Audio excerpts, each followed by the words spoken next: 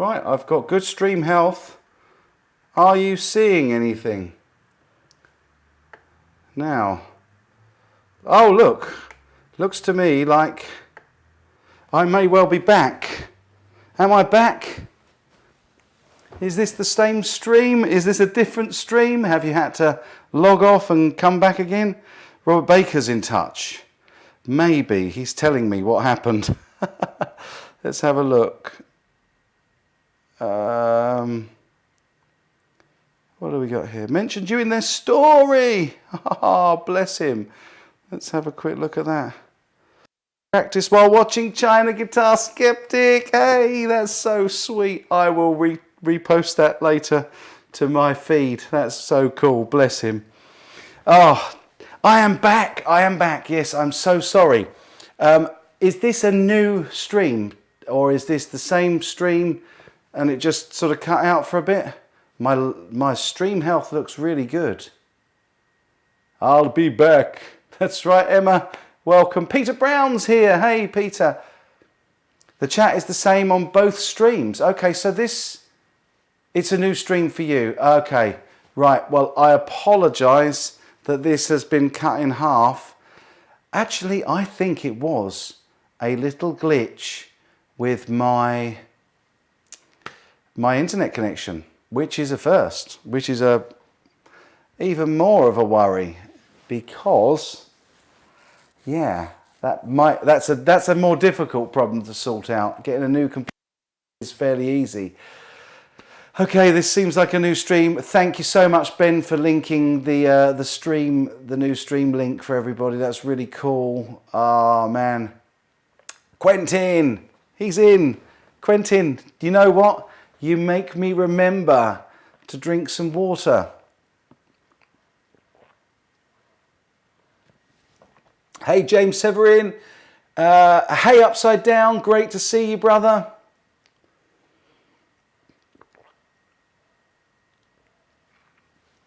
So, where was I? Where was I?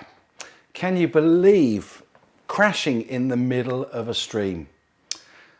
Well, where was I? We've unboxed the Torpedo Cab M. We've unboxed the Torpedo Captor 8, and we were just about to get onto the questions that have been sent, because I did ask you this week on the community tab to send me some questions. There's trouble at Robert Baker.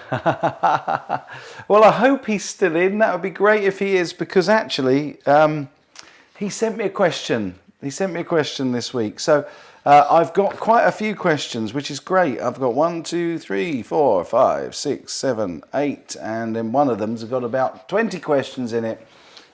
So let's get on to some of these questions, which is great. And I really like the fact that you have interacted on the community tab this week. I'm not sure which order these go in, so I'm just going to go from the top, which I think you are still here. Excellent, my friend. That's so cool. And thank you for the Instagram shout out. That was so sweet of you, buddy. And I'm going to re-Instagram that when I can work it out, because I'm a bit of a doofus when it comes to those things. I'm not quite sure what I'm doing, but I'm going to grab that, put a comment on it and reshare it. I think I can do that. I've done it before. I have to work it out though. Not something I want to do online. I tell you what, we'll go straight in with my good buddy Robert Baker's question, even though he's actually second one down the list because I had another one come in today or yesterday. So Robert Baker says to me, what's your favourite thing about the Axe FX3? Well, I've got two favourite things that I have to say are equal on the Axe FX3. When I very first plugged it in, I could not get off of the Bassman, the 001 setting, the very first setting. Quentin, you're a cheeky monkey. I see what you've put there to Robert. He says, keep practicing, Robert Baker. Maybe you'll learn how to play that stupid thing. Probably the best guitar player ever to say that to you, cheeky monkey. Love Quentin. He's good fun. So, two favourite things. So that's number one is when I first got it, I couldn't get off of setting number 1.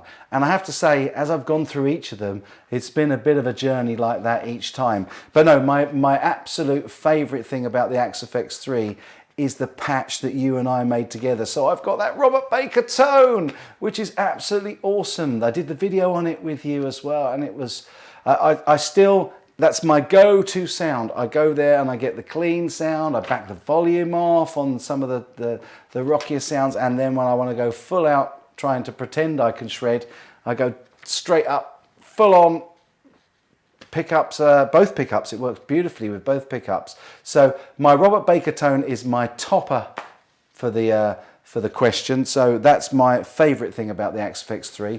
I also love the fact that it's so versatile and that you can create pretty much any amp sound that you want. I didn't realise that it can actually do modelling and IRs, but I was watching Leon Todd. Oh, thank you, man. That's so sweet. Yeah. No, it's absolutely the truth. I love playing your tone. You know what? I'm a big fan, my friend. You know that. I'm a big fanboy, a Robert Baker fanboy. And so I try and get in on all of your live streams and watch all your stuff, and you inspire me to pick up the guitar, and so does your tone. So that's that for sure. So hopefully I've answered that. I should be ticking them off, shouldn't I, really? But otherwise I'll probably re-answer them all. But yeah, have any of you lot got, I know that Robert's got the Axe FX as well, but have any of you in the comments section, have you got Axe FX? Have you got Axe FX 1, 2, 3? Let me know. And what's your favourite thing about the Axe FX? It'd be good to, yeah, totally. Hey, Bam, he says, who isn't a Robert Baker fan? Absolutely, who isn't? Upside Down says, we're all Baker fanboys here. Absolutely. And I think that's a real tell, actually, because we do share so many subscribers and we've got the best subs out there. You know, there's no drama on your channel, there's no negativity, it's all good, positive stuff, and I try and keep it that way here as well. So there's a real synergy between our channels, and that's, guess what, I love watching you, man. And there I am doing a Robert Baker, have one of those. So Paul Liu has got the Fractal AX8.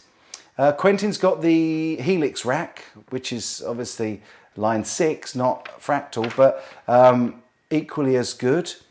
I hate shredding, but have nothing against people who like it. Each to his own. It's not the speed. I like fast playing, a la Albert Lee. Hey, man.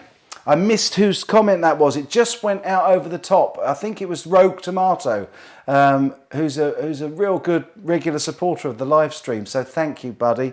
I saw Albert Lee. Was it this week? Yeah, I think it was Monday this week.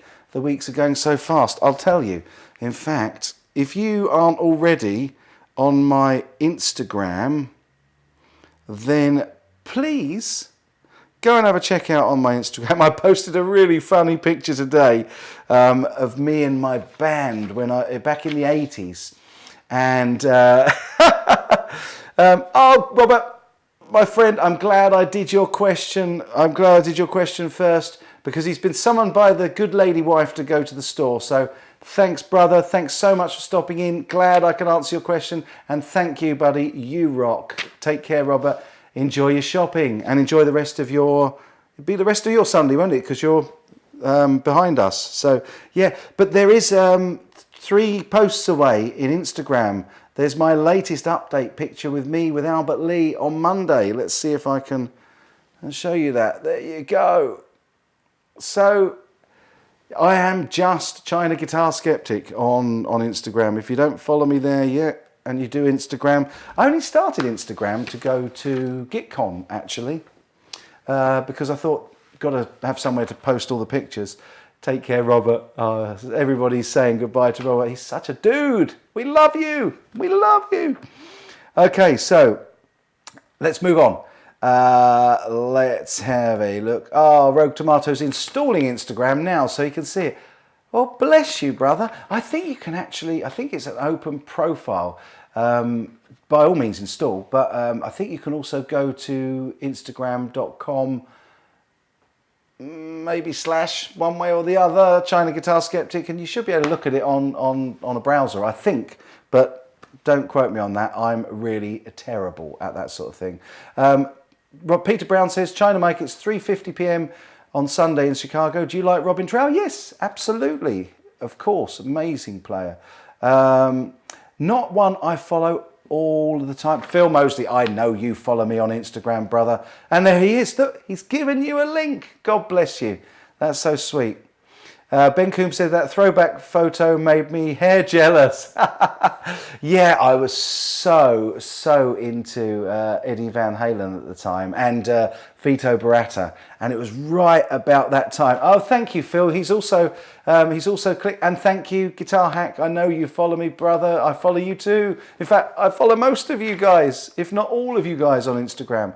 If I don't, again, just message me via Instagram. Say, I'm already following you, because I get a lot of followers and I don't follow everybody back because otherwise my feed takes forever to get through. But yeah, he's put up the picture with Albert Lee, and I've got a horrible feeling he's probably going to put up the picture with me back in the 80s. So yeah, that was really cool. I had a really good time with Albert Lee, and I put up a picture today of me. And there was one yesterday as well, because I was in Cheltenham yesterday at the Cheltenham Lit Festival.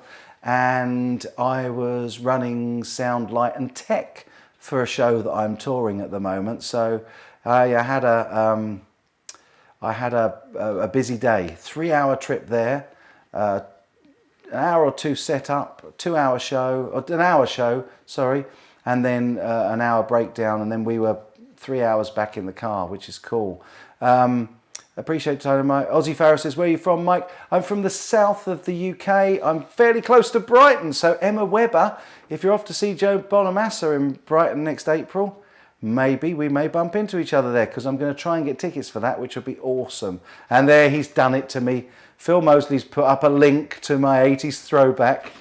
Yeah, when I had loads of hair. I was thinking about growing it long again, but I think I'm a bit old for that now, hey? Got your back, brother. Bless you. You are an absolute star. You are a star, Phil Mosley. That's cool. Randy Shartick in. Hey, brother. Do you know what? I so nearly missed my time slot here. I told everybody 9 o'clock because I was actually hanging in your premiere. I didn't say anything because, I lurk in lots of live streams and premieres. But I was watching your premiere, my friend, while I was waiting for the Ginger Baker video to. It's a shame that didn't work, isn't it? I should upload it, that's for sure. Okay, so my goodness, loads and loads in here, and yes, yeah. Pete remembers the gigs well. He remembers me with that hair as well. I was in a band just before that? It was just before that with Pete. And yeah, the plastic cups. Wow, now there's a throwback. Wow. Aussie Farrow says, I live in Surrey and last week worked with a bloke who was a ringer for you. Have you got a brother called Dave? You may have found me out, because most of you that know me well know that Mike is a YouTube name. I'm not Dave. No, I don't have a brother either. No, but you may have seen me around. I met up with a few people. It was amazing. I went to James Mears is growing his hair back. Good for you, brother. Yeah.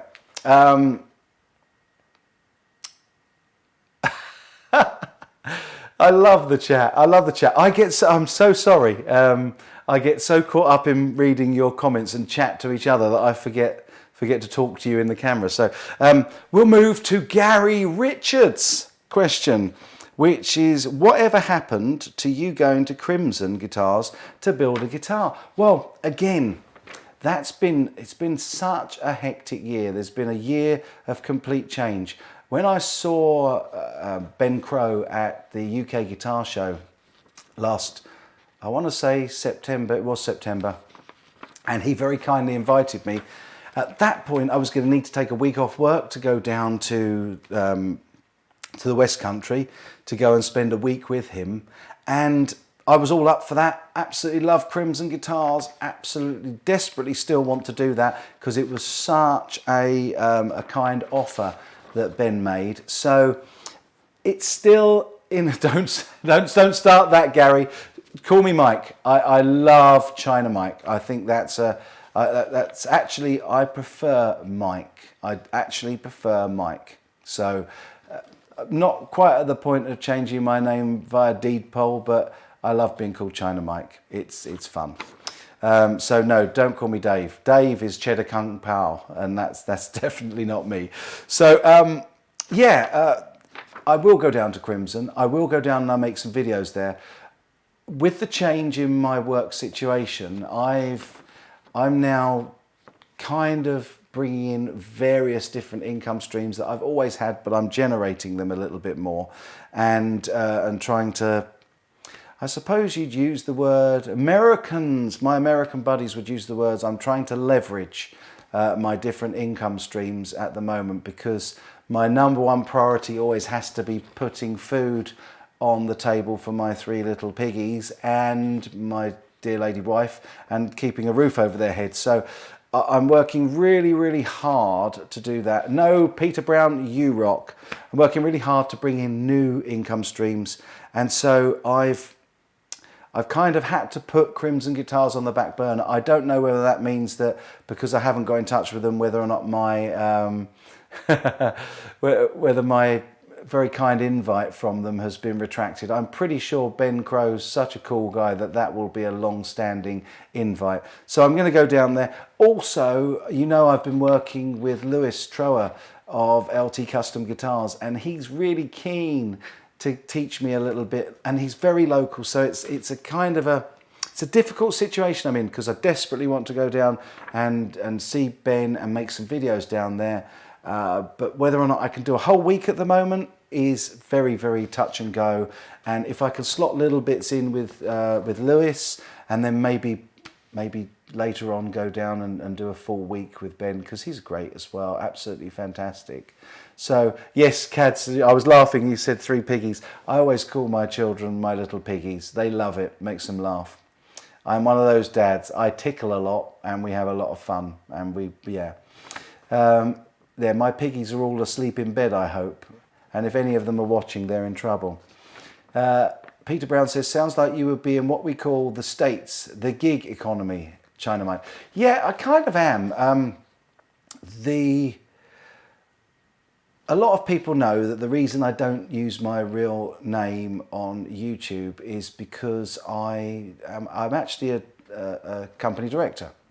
So I've got a couple of limited companies. So it'd be very easy for me to dox myself, and that's the last thing I want. And again, that's for the security of my 3 little piggies and my wife.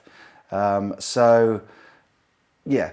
But so there are income streams from both of those companies. Also, I'm still consulting in the industry I was in, and I've got 2 companies, possibly a third on the way, giving me 3 days a month each at the moment. So it's really great in terms of I'm still getting things sorted out in terms of meeting payments and things like that. But it's also given me an awful lot more time to make content and to. I didn't want to jump into saying I'm a full-time YouTuber. My channel is nowhere near big enough, and for all the super chats in the world, that's not going to happen, not for some time. And it's not really my aim either. It's not really what I'm looking for from this YouTube channel. The channel started up by accident, it's carried on by accident, and I love making videos. And the reason I changed my work situation was because you've only got one life, and my theory is that you should have a good time. We're here for a good time, not a long time. So I wanted to change and do stuff that I wanted to do, and I love working for myself. Yeah, it is totally. Yep. Oh, Randy, wow, that's Guitar Hack calls his kid monkeys. That's cool. That's great. I love that. Little monkeys. Ben's been in the gig economy for 8 months, lots of hustle. It's good, man. We have to do a little bit of hustling, but we keep the wolf from the door. Randy says, I gave my phone number out on YouTube once and my phone became unusable, so I understand the YouTube name. Yeah, absolutely. Yeah. You gave your number out in a chat. No, I never. Hopefully that's not me. I think that's to Randy. It wasn't me. I've never given my number out. Yeah, enjoy your life while you're here, folks. Emma says, I still haven't found what I'm looking for. You will. Everybody does at some point. Just be positive, go out there and keep looking for it, and it will come to you. Good things come to good people. I'm absolutely sure of that. I'm a firm believer in karma, and if you treat people nicely, and this community is so nice, then good things come to you. Yeah, so Scar my guitar, you've been in all this time, my friend. I thought you'd gone ages ago, but bless you. Got to run. You got to run and got to go and do some work. Get that Phil McKnight guitar made so that you can start on mine. Thanks for dropping in, Sean. You take care, brother. Have a good night. Guitar Hack says, I gig as much as possible for that reason. Yeah, it's really cool. And different ways of making money and different streams means every single day is different. So it's great. Really good. So that's just need the parts. Oh, okay, man. You've got, I think I saw a beautiful bit of maple for the fingerboard the other day on one of your live shows. And I'm not sure if I said hello on that one or if I was just lurking, but I do lurk. I lurk a lot. I didn't say that, Joe Harvey. I didn't say that. Skin chandelier. Upside down. That was hilarious. Oh, Gaborzin. Hey, brother. Good morning. It's Monday morning for you. Almost time for work, my friend. And it's great that you're in. Sorry, I'm still laughing at Upside Down's comment. I've never heard that phrase before, the skin chandelier. Oh, awesome. Oh, you've got the pickups as well. Wow, Scar, that's awesome, my friend. Wow, so yeah. That's super fun, awesome, happy time, Scar. Love it. It's taking China forever with the hardware. Yeah, I bet. Listen, man, I'm in no rush. You're in no rush. Hopefully we're going to be around for a long time. So you take your time with that guitar and do what you have to do, my friend. Guitar Hack said, you popped into my last chat, China Mike. I didn't pop in, Guitar Hack. I was there and I was doing my cheeky little lurk. I was in there for quite some time. You've been playing about, I must have heard at least 8 songs before I said anything. So I lurk. Yes, absolutely. Hobo Roadie, lurkers unite. Absolutely. I do like to lurk. I like to try and get as much, I like to support other channels as much as I can, but I always feel really guilty in saying hello, because obviously I'm quite well known, funny enough, and I get everybody says, hi China, Guitar Skeptic, hey, and then I kind of feel like I hijacked the live chat, and I don't like doing that. So very often you'll see me drop into the end of a live stream occasionally and just say thanks for a great stream, just as someone's signing off, because that's what I do. But I don't interrupt it and steal the limelight. It's your show, my friend. Although having said that, I love it so much when the Tone King and Robert Baker and Gabor drop in on this, and Guitar Hack, and Ben Coombs is always here, and Phil Mosley, we need to get him more subscribers. If you haven't subbed yet, go and subscribe to him as well. And Randy, of course, Randy Schartiger's here as well, which is absolutely awesome. Please always say hi in my chat, China. You're a good friend, and I like to say hi back. Oh, bless you. Yeah, I do. I lurk in Steve from Boston's chat. That's absolutely for sure. And yeah, generally I try and watch as much as I can.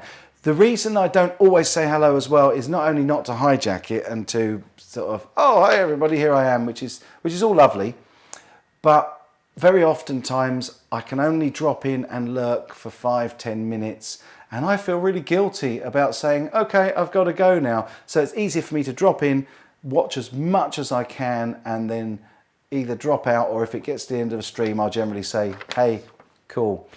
Phil Mosley says, I always appreciate it when folks join in my live chats. You're always welcome, China Guitar Skeptic. Thank you so much for the shout out. It's an absolute pleasure, my friend. I'm really happy to appear on your live stream if ever you want me to come in, and we'll do a bit of a chat, a head-to-head chat. That would be great. And that invite to come down is still there, my friend. Just get in touch and let me know. Got to have you back on, China, mate. I would love that guitar hack. I would absolutely love that. We have a great chat. You, me, and Ben, we always have such good live chats. I'd be delighted to come on. Let's have a look. This message is held for review. I don't know why. It's just you saying thanks. Oh, thanks, whoever let that through. People start talking about me not wearing pants. Don't know how that started. We all know you don't have any pants, Quentin, so you can't wear them. And actually, it's called trousers over here. And in fact, you've just reminded me to have another drink of water. Trousers, yes. Pants over here are what you call, I don't know whether you call them briefs or whether you call them, but it's underwear over here, pants.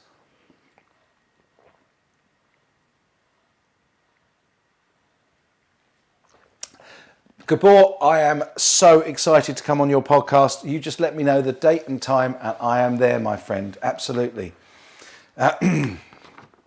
Yeah, absolutely, Bam. Phil Mosley does deserve many more subscribers. We all love this community and we love you as well, Quentin. So yeah, that was my really rather long and protracted answer on the Crimson Guitars question. Let's have a change of camera angle. And we will do... Yeah, definitely get something arranged. That'd be cool, man. Yep, definitely, Phil. So, my buddy, Jay Coulter 43, isn't able to be in here tonight because he's out elsewhere. So he let me know that, bless him, on the announcement video earlier. Yeah, he sent me a lovely long question, and I'm quite happy to shout this out. I've kind of answered some of it already in my answer about Crimson, but Jay says, not gear related at all, but more about yourself. What do you do for a day job? And that's the bit I've kind of answered as well. I do lots of different things. I teach, I run a couple of companies, I do tech work for lighting and sound. I'm also a consultant in safety and also in the environment, in environmental management, and I'm a fully qualified trainer. So they're kind of my day jobs, and I'm gonna be cheeky and sneak part-time YouTuber in there now as well. Don't make a lot from it, but it's a contributor. And funny enough, I was reading some comments on a video just this morning actually, which apparently alleged that I also have a line of guitars, that I have a guitar company, Milton Guitars. But those of you that have been here for a long time will know that I've actually got 6 prototype guitars that came in, I'm going to say 5 years ago, that I started to do a brand because I was trying to put my money where my mouth was and offer an alternative to people when I was recommended that they avoid buying fakes. But that never took off because I didn't push it further when I found Harley Benton, because as far as I was concerned, they'd done that job for me. So there's no definite Milton guitars. There are 6, and the acoustic and the bass and something else. There's about 6 or 7 in existence, but it is not a business, and I'm not in the business of flogging guitars yet, and don't think I ever will be. I may, once I've done, going back to the first question, if I get down to Crimson and if I work with Lewis to learn my craft a bit better, because I'm really a technician rather than a builder, although I've built bodies and put pre-built necks on them a lot in the past. I'm not ruling out the idea that at some point in the future I might start to put together some either parts guitars or some custom style guitars if there's a demand for it, but they won't be low end. They'll be hand built things that take a bit of time. So they're kind of my little day jobs. There's lots of stuff. I also work at a local theatre because that's part of my background as well. He then asks about influential bands, and somebody else asked a question about that later on. So I'm gonna hold off on that, but I think it's common knowledge that I absolutely adore the Beatles. It's probably common knowledge that I'm a big Van Halen fan, a big Extreme fan, a big White Lion, Vito Bratta fan. So yeah, there is that. And he said, what, if any, instruments did you play as a kid growing up? Were you in the school band playing flute or clarinet? Well, no, I never played flute or clarinet, but I started at age 10 on the piano, and I still love to play the piano. And in fact, I was playing the piano and singing for my wife this afternoon. She cooked such a beautiful lunch. She sat down to relax afterwards, having kindly made us all a lovely roast lunch. And I just played the piano for her and sung a few songs, including our first dance from our wedding. How romantic, hey? So yeah, Jay Coulter, I play drums badly. I play bass, not like a bass player, like a guitar player. I play piano. That's actually my first instrument, and I still enjoy playing the piano, and obviously guitar. So, but I wasn't in the school band.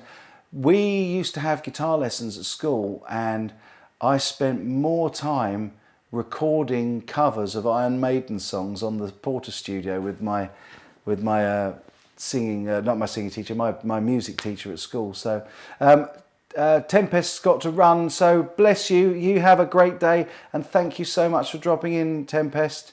Really good to see you, brother, and you take good care. So yeah, that's kind of where I started. And any family members that were musical that got you into guitar? Well, my godfather actually gave me the Vox that I play on Dave in Texas's intro, and he really sort of got me started, along with my other uncle Bruce, who was a really good guitar player and plays a lot. Sort of when there were family gatherings, he used to play guitar, and I would sometimes play piano. So he got me into that. And my grandfather on my mum's side was a fantastic pub pianist. He played and vamped. If you could hum the song, he could play it and accompany it. So that may be, I'm not a great believer in heredity when it comes to music, because neither of my parents are particularly musical, but there are musicians in the family. So yeah, and he goes on to say that his dad was a player, and so he became a player, which is lovely, and I think that's really nice. And I hope that my kids, I've given them all access to any guitars that they want, and in fact I've given them each one of those Glary acoustics. Admittedly, they're not great starter guitars, but they will be a little project for me and for them as well. They're learning a few chords. My younger daughter is getting quite good at the chords, so she's got a birthday coming up, so maybe she'll get a really nice guitar, perhaps. We'll see. But yeah, it's lovely when families are encouraging, and we all sit around and have quite a regular sing-song around the piano as well. My kids all sing. They love singing. In fact, they are much better singers than I am, so there you go. Joe Harvey says, Glary hype. Yeah, I get that, Joe. I don't hype Glary, really. I think that they, I really think that they offer a particular niche. They're a very beginner level instrument. There is a very interesting video coming up that my bass player Matt and I shot the other day, and this Glary bass, I'm going to let the cat out of the bag early. It's worth watching the video, because this Glary bass is not good. Sorry, Glary, but when it's not good, I'm going to say it, and I always do. And I'm still going to include the video, because these guys have sent me a lot of instruments, and I've had no issues with the other instruments. Plus the fact, when I had the little issue that was my fault with the burning fire, they were on it like a car bonnet. They were really quick. And in fact, one of the issues that I've told them about, in fact, the only issue I've told them about with the bass, they've already resolved. So yeah, it is a bit of hype. Glary are getting their product out there and sending it out to a lot of channels. They want to really hit that low end of the market, the real budget end, and I think their attitude is really good, which is why I agree to help them and to support by doing demos of their gear. Oh, thank you, Bam. That's really sweet of you. You rock. He does rock. Guitar Hack. He says it's your honesty and integrity that we all love. That thank you. That is important to me. That's the most important thing to me, because there's no point in me doing any of this if I'm just promoting brands and promoting stuff. It's like Henning was saying, the whole reason I went to 42 Gear Street was because Henning absolutely blew me away with his attitude about why he does what he does. And it's about creating relationships where we as YouTubers can do honest reviews or honest demos and point out flaws in order to improve the product for everybody out there. And that's why I get involved. I don't get paid for my reviews. All the stuff, for example, with JHS that they've sent me, all those guitars I've reviewed, I haven't been paid for them. I haven't kept the instruments. They've all gone back. In fact, one of them has gone to some lucky person in, I think it was Bournemouth, from the 42 Gear Street auction. So, yeah. Yeah, absolutely. That's why you love Henning. We do, Nelson. Hey, Nelson, how you doing? Loopy Ruan's in as well. I learned the solo from Money by Floyd before I learned Gilmore used 24 fret. I feel cheated. Oh, James Mears, you take good care, my friend. And thanks so much for dropping in. It's really lovely. And have a good week, brother. Quentin says, Henning scares me. I think he just tried to lick me. Henning's a cool dude. He's a nice guy. Most folks are surprised that most YouTubers all know each other. That's no surprise really now, Ben, because, you know, we hang out live with him. Hey, Mitch! Good to see you, Mitch Heyman. Yeah, absolutely. I think playability out of the box should be the most important thing for cheap guitars. Totally agree with you, 1of31. And that's where this bass has got problems. And you'll see in the video. But, as ever, trying to put a positive twist on it, we're going to use that as an opportunity, A, to put Clary on their metal, to see what they will do about it, and B, for me to set up and do up and fix the issues with this bass, which I haven't done on a bass before, so it's going to be some content as well. Four Walls Music says, 34 subscribers and only 60 here. Not a knock on anybody, but interesting. No, I've only just really started doing a regular live stream, Four Walls, and YouTube haven't been very kind to me recently, but I'm not one of those YouTubers that likes to complain about it. I'd rather smile and carry on and do my own thing. The thing for me is there's 60 people here, 60 good friends, and I'd rather spend an evening chatting to 60 good friends than 600 people that are just not good friends or up for dramas and things like that, which I don't do. So yeah, I'm delighted. I think that the YouTube algorithm changes are interesting, let's say that. Scotsman says, hey Mike, what are your thoughts on Hamer guitars? Looking at the Monaco Carina model. Hamers are, they changed hands, didn't they? But when I played Hamers, I didn't ever own one, but I played a few back in the 90s, I think it was. And yeah, they're good guitars, very good guitars. 1of31 says Trolls. No, don't really have Trolls. And no, I wasn't suggesting that other channels get more than their fair share of Trolls, but it's so difficult to connect directly with lots of people when the chats are flying up. Oh, bless you. That's really sweet of you, Damaged. He's owed one of these. Thank you, brother. And also email me, chinaguitarskeptic@gmail.com, and you'll get some pics. Did you have a chance to try Harley Benton PRS style at Hennings? I'm chomping at the bit, wanting the emerald green version. Well, do you know what, Damage262? Just for your lovely kind super chat, let me get something for you.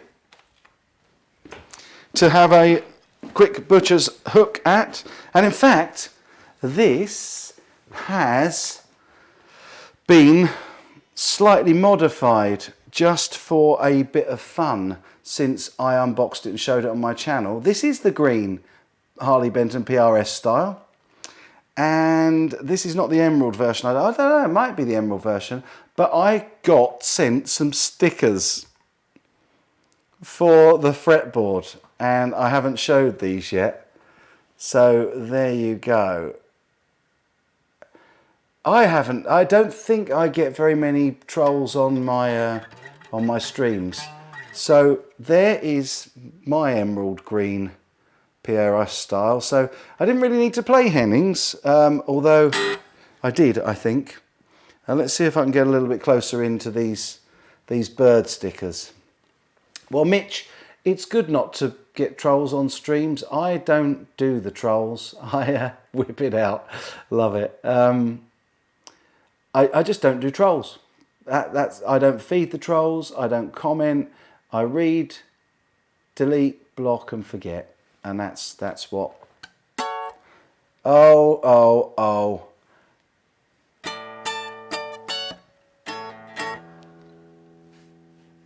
I don't know if you're actually hearing me, but I can see that is really laggy now. A lot of buffering, yeah. We've had some trouble tonight. That's right, Ben, absolutely. I don't get trolls because I have mods. And I have some lovely mods at that as well.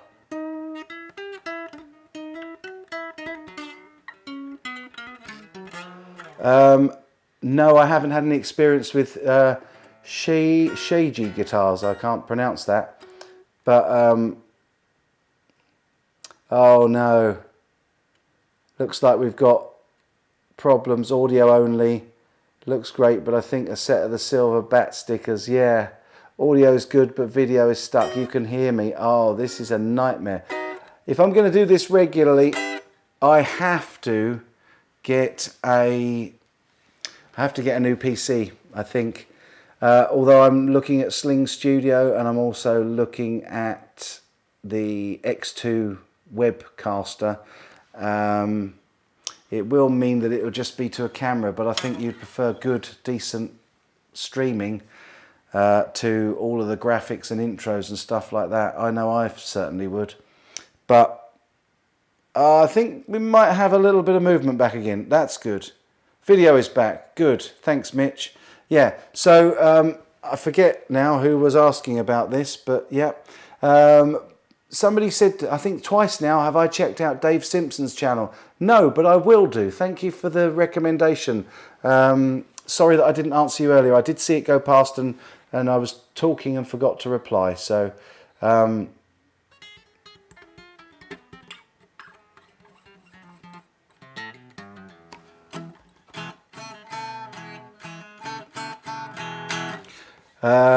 yes, thanks for that, Guitar Hack. I think that's... Yes, I do use OBS, and of course I don't mind you asking, Mitch. You're most welcome to ask me anything you want. Let's put that down. I've been using OBS, but I've got an old... is that green guitar a copy? No, Loopy, this is a Harley Benton CST 24, and it's the CST 24 Deluxe, made in Vietnam, and it's just somebody sent me some stickers, so I put the stickers on, which is a bit of fun. I was going to do a video about it, but actually I thought it was encouraging people to fake things, which is not what I wanted to do. So I'm not going to go 42 camera crazy, no. Yeah, so Mitch, I do use OBS, and I'm using an old laptop, an old touchscreen laptop, and it's very, very choppy. I think, oh yeah, thank you very much. Black JCKG, I can't pronounce that, but you know who you are. I will check that channel out, definitely. In fact, can you email me, because I've already forgotten the channel name. That's terrible. I'll look back in the chat later on. Dave Simpson. Sorry, Dave Simpson. Have I got a pen? Yes, I have. Let's get a pen and write down Dave Simpson before I forget. And I'll check him out. Oh, it's handy. Oh, there we go. Dave Simpson. Awesome, thanks for the recommendation. Yeah, going back to that laptop, I've had the laptop a little while now, and it's an AMD, it's a quad core, and it should be running quite quick. And what I understand is that that's what you need. You need a good CPU for streaming, but I'm going to go and get a dedicated streaming PC, I think, or something like the Sling Studio or the Webcaster. In fact, I may even just try a Webcaster because they're pretty cheap. I think they're 200 and something quid, and just try it maybe next Sunday. Let's see. Dave's great, interesting dude, long videos, but I like his video. Okay, cool. It's amazing that I may have seen him before and just not remembered that that's his name. I'm sure if it's coming up and you've all seen it, that it probably would in my feed at some point, and I try and check out most things there. It's a copy, and it's very clear as to what a copy is, but that can be said about the majority, if not all Harley Bentons are. Yeah, exactly, they are. I don't feel bad about the stickers. It looks very nice. Well, we know it's not phony. Thank you. Thank you, sweet. That's very sweet, I should say. Thank you, sweet. Damaged 262. You nearly got more than you bargained for then. Yeah. Another great channel to watch. Yes, cool. Sorry, I'm missing a lot of this. Squid, yeah, quids. And Quentin, you've just reminded me to drink some water. Thank you. It's lovely to have you in, because I'm keeping hydrated tonight.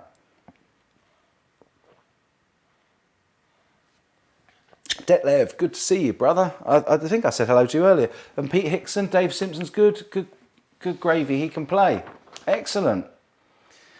Okay, so I don't know how we deviated onto that. I think we got down to the last bit of Jay Coulter's.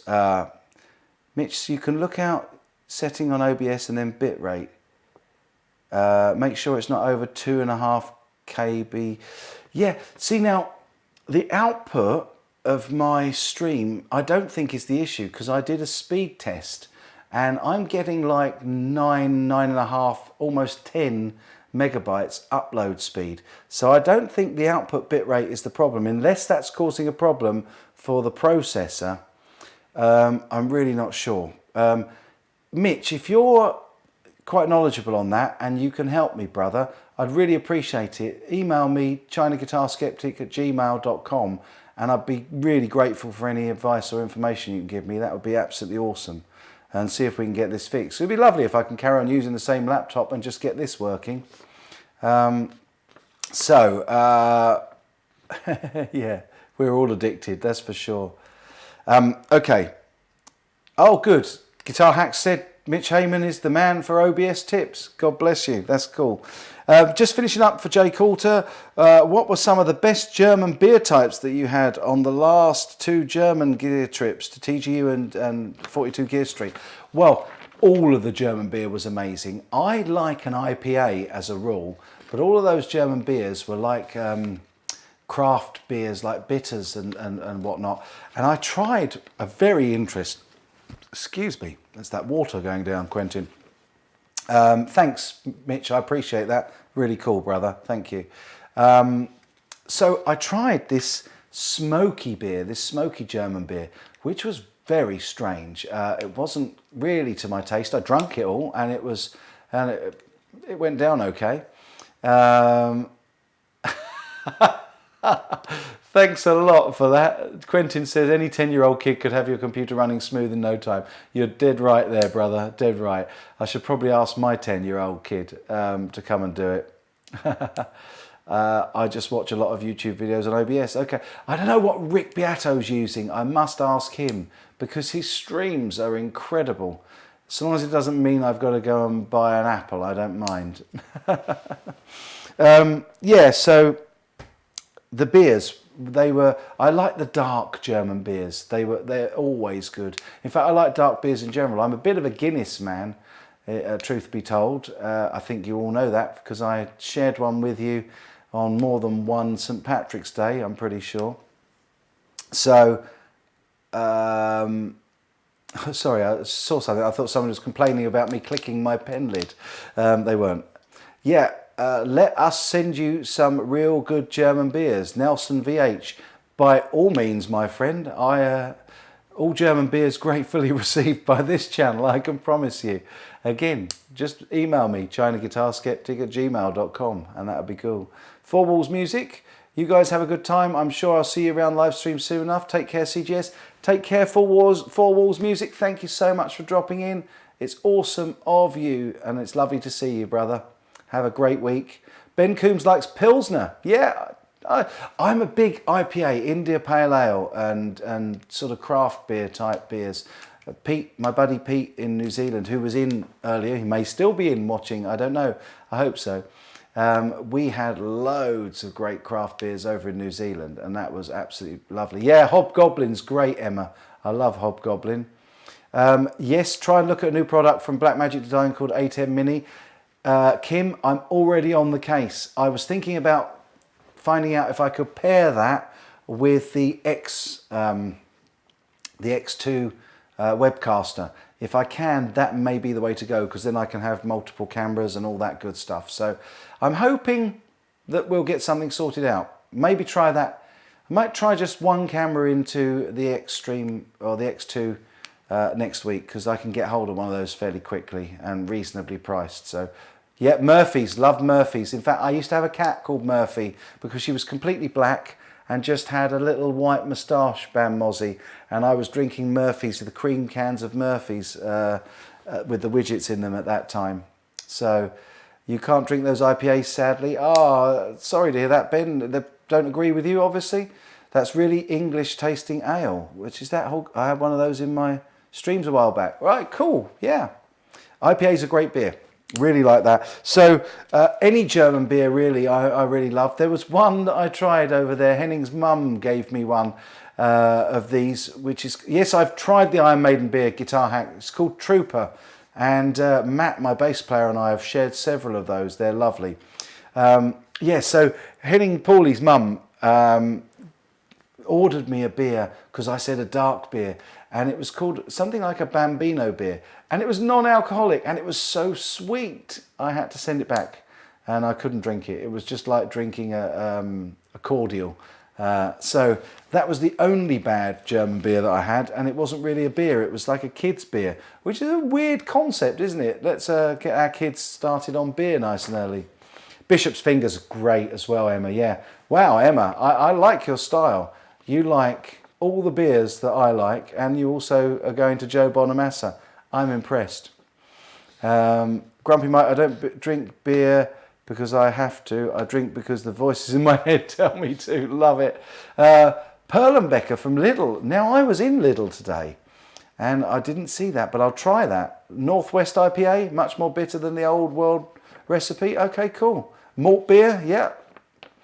And the iron content is too high in Guinness, having hemochromatosis. Oh, right, okay, brother. Yeah. Actually, the iron content in Guinness is what I think I like. It's not only for taste, but it seems to agree with me. Big Maiden and Ale fan. Yeah, love it. You didn't like the Trooper? Wow. I'm surprised, Phil. It was great. Dark Bock from Andex is for me the best German beer. I think I might have tried that. I think I tried every German beer there was in my travels recently. I miss the beer. Not as much as I miss the hangs with the people, but I do miss the beer. So that's the answer to Jay Coulter's question. Who's off? Quentin. Quentin, take care, brother, and enjoy your food. Off to Kruger for food and catch up. I'm going to have one more drop of water before you go.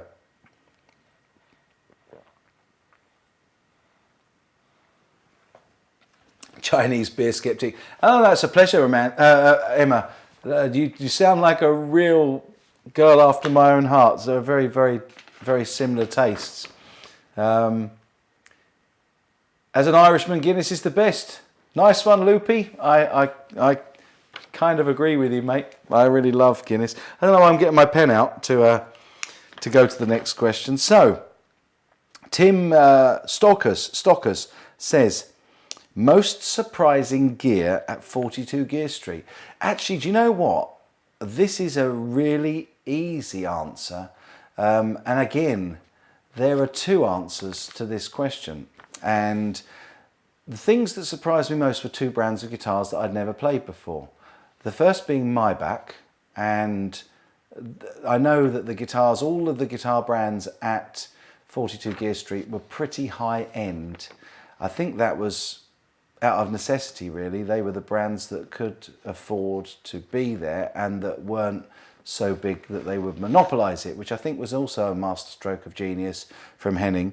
But I really, really enjoyed the Maybach guitars that I tried, and I also enjoyed the Tonfuchs. That green one that I played in the video where I'm demoing the Hughes & Kettner Spirit Black Spirit 200 floor. The Famp, what a word that is, floor amp. And they were a real big surprise. So I think that was my most surprising gear. Although I have to say all of what I played and worked with there was really good. And the brands were so super friendly. There was no pressure to use anything. And in fact, I'm pretty sure that there were some brands that I didn't actually get round to playing, and that's the problem with these events. George Lackey, take care, brother. Thank you so much for dropping in. And Nelson VH, take good care, brother. Really nice of you to drop in as well. Thank you. Yeah, it was difficult because you've got like 4 days to make as many videos and as much content as you can. And yeah, Blue Amp, Iridium. I've got a video coming out on that as soon as I can. And again, that was a big surprise. What I was saying is that everything I touched out there, everything I picked up was genuinely a nice surprise. I didn't get to try very many of the pedals at all. I tried only one Friedman guitar.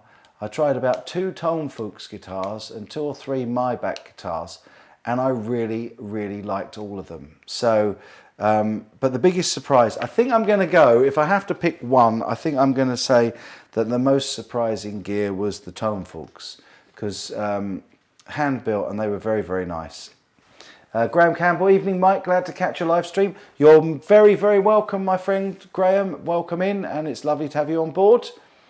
I used to have Labatt's ice cream when it was still a thing. Nice, nice. Yeah, I think I said goodbye to George Lackey, didn't I? Yes, I did. Play us something on that green thing. Well, it isn't plugged in, Loopy, but I can certainly see if it's in tune.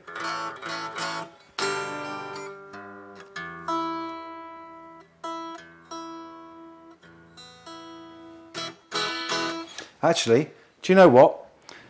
Why am I not using my Peterson strobe tuner? Let's do that with my Hoser cable. I sound like Gabor now. He's so good at saying all the brands at these things. I'm useless at that sometimes. Right, let's see if this is in tune. Oh, do I need to push that? Oh no, tell you what we need to do. We need to turn the volume up.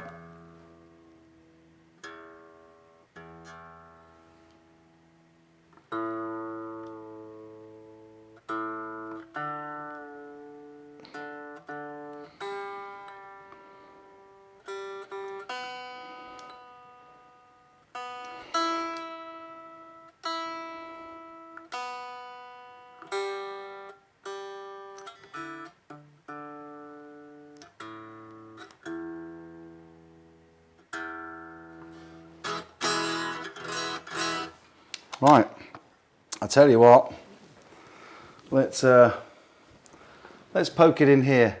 What's the time? Are the neighbours going to a Trobes tuner? Did I say that, or did I say strobe tuner? Did I say Trobes tuner? It's 22:11. Oh, who's just put out a video saying classic rock music is dying? Someone's on streaming live. Who's that? It's Rick Beato. What do you know? I'll have to check that one out later. Have I got a pick in my pocket? I've got some chicken picks here, but I haven't decided whether I'm sending out packets yet. Oh man. Let's switch this on. It's going to sound awful through this lapel mic, but that's all I've got. So jealous of those strobe tuners you all got at 42 Gear Street. Don't worry about the neighbours. RJ's in. Oh, bless you. And yeah, do you know what? I think it's way past my bedtime as well. But hey, it's great to see you, brother. Really, really cool to see you in. I miss you. So jealous. Yeah, I'd have to say I have to worry about the neighbours. Yes. It was a good discussion on Rick's channel. Oh, good, excellent. Obviously I've been streaming, so I didn't see it. Let me see if I can grab. Let's have a see what picks there are in here. I've got some of those Tusk picks. They're tiny. I'll tell you what I've been playing with recently. I don't know if RJ's enjoyed these as well, but these brown Tusk ones. Those are really quite. I'm enjoying those. So. Yes, and now you've asked me to play something, and RJ Ronquillo's in, and Ronquillo, and I can't play in front of him. He's an amazing player. Emma says, if you haven't already given these a try, go for a bottle of Thirsty Ferret. Tried that on tap. And Hopping Hare, I haven't tried that. Both from Badger Brewery. Excellent idea, excellent. Peterson Strobe Tuner is my next tuner, I think. They look fantastic. We'll see about that. Oh, thank you so much, Upside Down. Still looking forward to that Iridium video you promised last time. Thanks for the stream, brother. Will you get one of these? Thank you, brother. You rock. That's really kind of you. You can't beat a Sunday night rock show. Well, I don't play cover stuff, but I can certainly give you a little sound of this.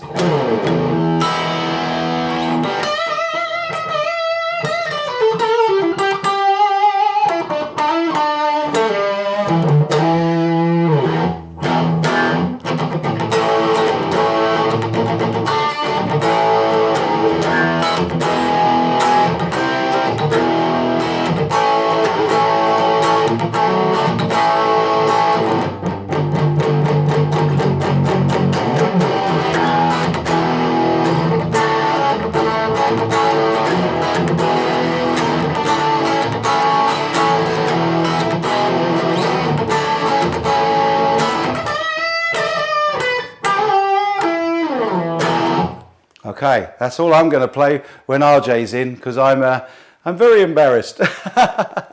Yeah, you've got the really into the Herco Holy Grail picks. Oh, nice, excellent. Oh, bless you, Bam. That's very sweet of you. Just play Leonard Cohen numbers to lull the neighbours. Oh. Ben Coombs says, I've played in front of RJ. Oh, wait, I had a couple of pints of courage in me. Yes. And RJ's just gone exclamation mark by the looks of it. I think he's not impressed. So this guitar sounds nice, I have to say.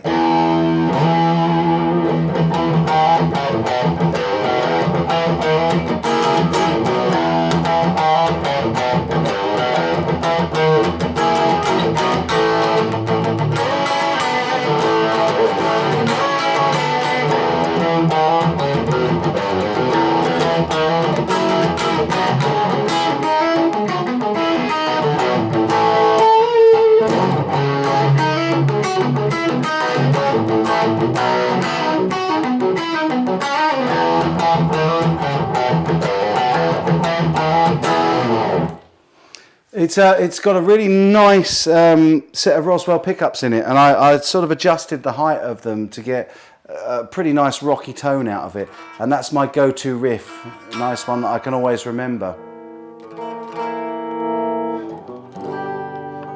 I think I'm right in saying, yeah, it's coil split as well, so you can get kind of more stratty tones out of it as well.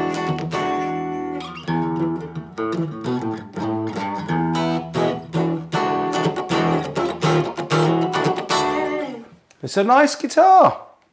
You've had to refresh. Sounds good. How much do you want for her? Loopy. I don't usually get rid of guitars, you know, man. I think I've only ever got rid of a Les Paul Studio. I had a wine red Les Paul Studio for a couple of months that I think I bought secondhand from the same guy I sold it back to, which is weird. But I think I've pretty much got every guitar that I've ever bought still. So weird, isn't it? We had a real problem with the stream earlier, but it looks like it's okay now.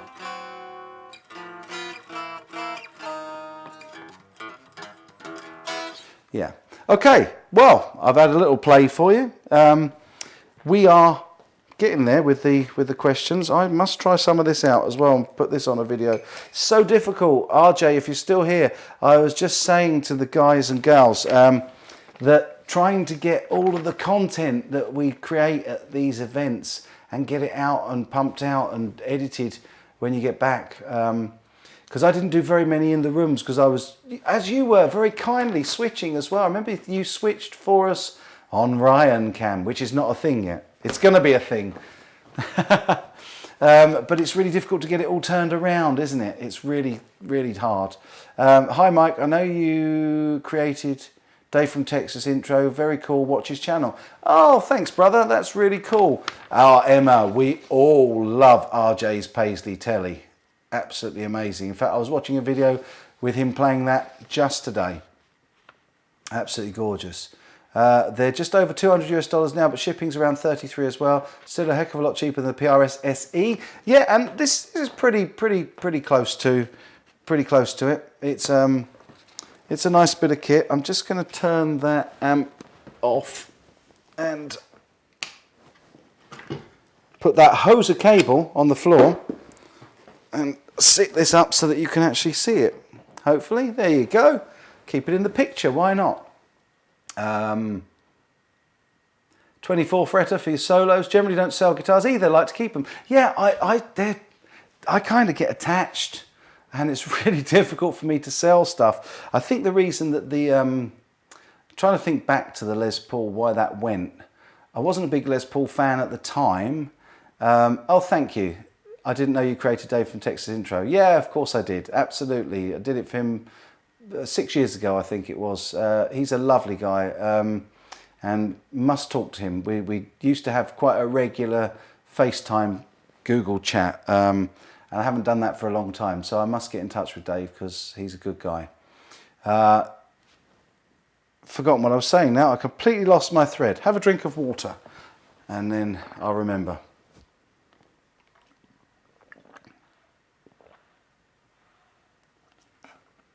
Oh, bless you. Thank you, Scotsman. That's very kind.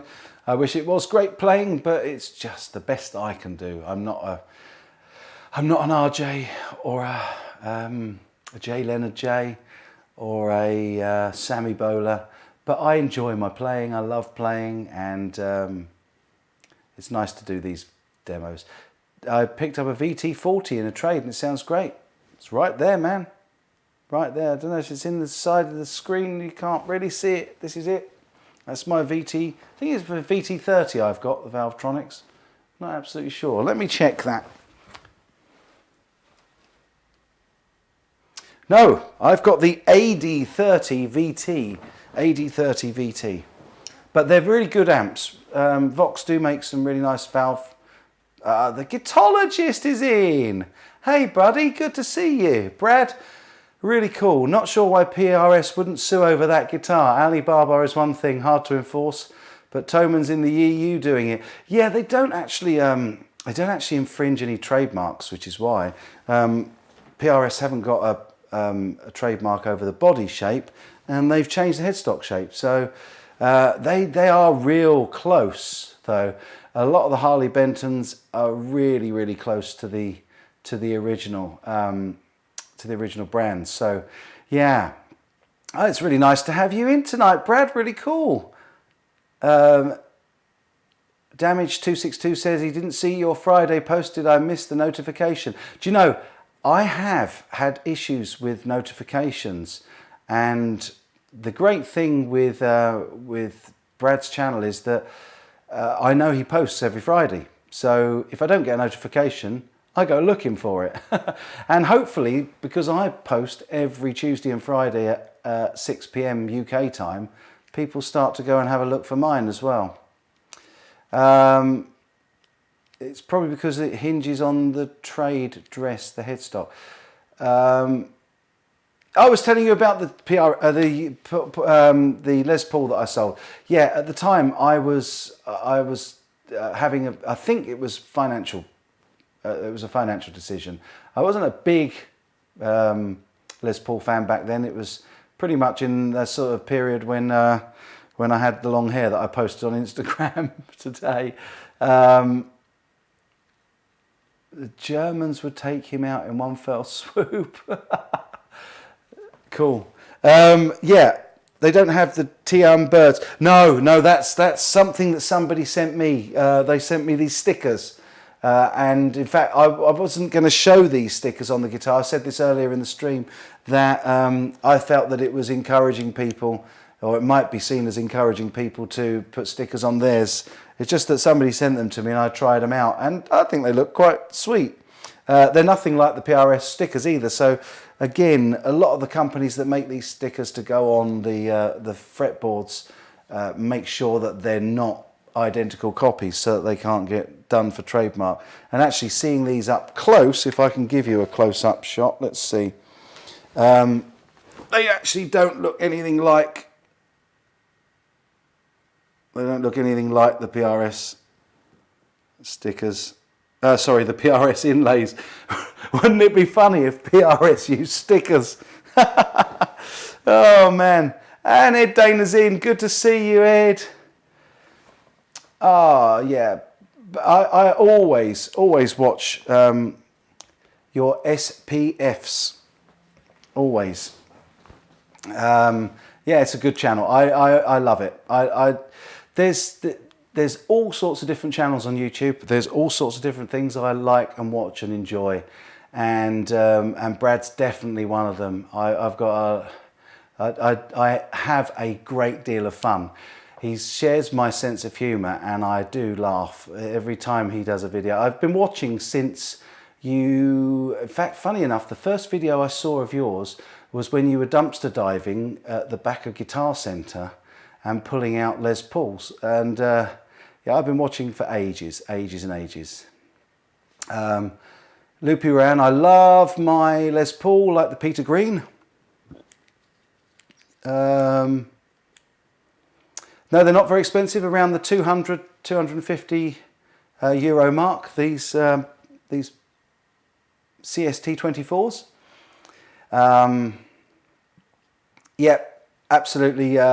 Brad does a great job of commentary, reviewing and troubleshooting electronics. And he flex.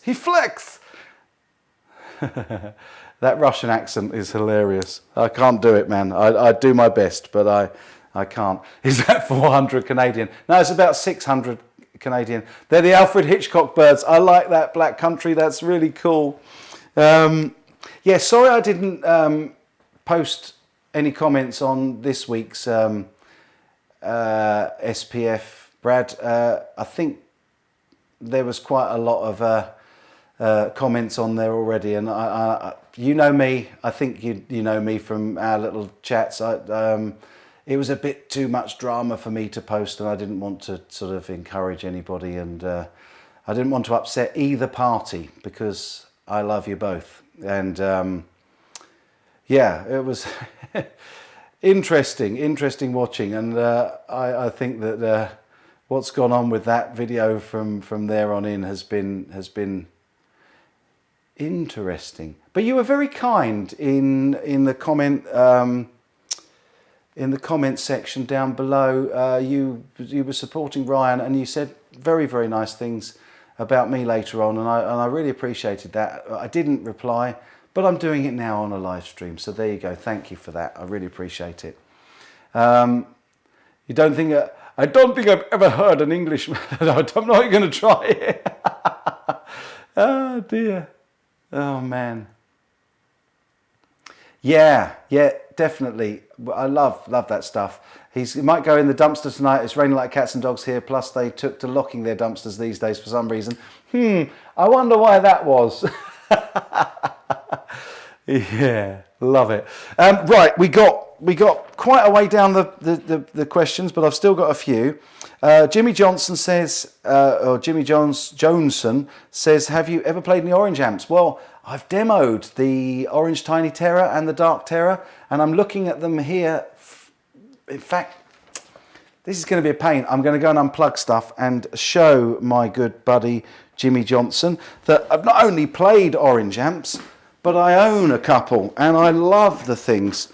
Hopefully I can get these down without busting everything else that is hanging around them. Let's have a see. I know that the Tiny Terror isn't plugged in at the moment because I took that out to a session the other week. But yeah, as I suspected, the Dark Terror is... Oh, sorry, I bashed the mic. Hope I haven't damaged your hearing or the mic. So I've got a couple of these little orange lunchbox amps. Let's just come out to a wider shot so you can see them. Yeah, so I've got the Dark Terror. That's probably my regular main orange amp, and also the Tiny Terror, and I love both of these. They're different horses for different courses, that's for sure. This is much more of a metal and rock amp, and this one's got loads of tone. And what I'm really looking forward to is to trying out the Torpedo Captor and the Two Notes Cab M, and trying to get these into the silent studio setup that I've got here, because I think that'll be really great fun. Look at me, I'm gathering all the gear around tonight, aren't I? Blimey. Okay, let's stick that one over there because I'm not going to go and put them back. My amp stack now looks really bare. But yes, in answer to Tim's question, no, it wasn't Tim, it was Jimmy Johnson. Ever played any Orange amps? These two definitely. And I've played Crush, I've played the 100-watt head, love all that stuff. Orange is a really great British make, British invasion type stuff. And this one, funniest thing is, I played this in the pit for a pantomime, which is kind of like a kids show. I don't know if a lot of my American friends won't really necessarily have heard of pantomime, but it's a bit of a joke over here. We have a laugh, and it made the rest of the band laugh that I brought a Dark Terror into the pit for a show. Mike Bradley! Hey brother, it's great to see you in here. Really good to see you in here. Yeah, absolutely, I agree with you, Brad, totally. Bless you, that's really sweet. Yeah, I don't agree with everything everybody says. Everybody has their moments. I've never found what you do to be difficult watching. I've never had a problem with that. I didn't have a problem with the Friday video actually, and I think actually the way that you guys chatted it over in the comments was adult, which is great. And yeah, I know you don't expect everybody to agree with you. As I say, I didn't have a problem with it. I don't do the drama thing. I really don't. I never have.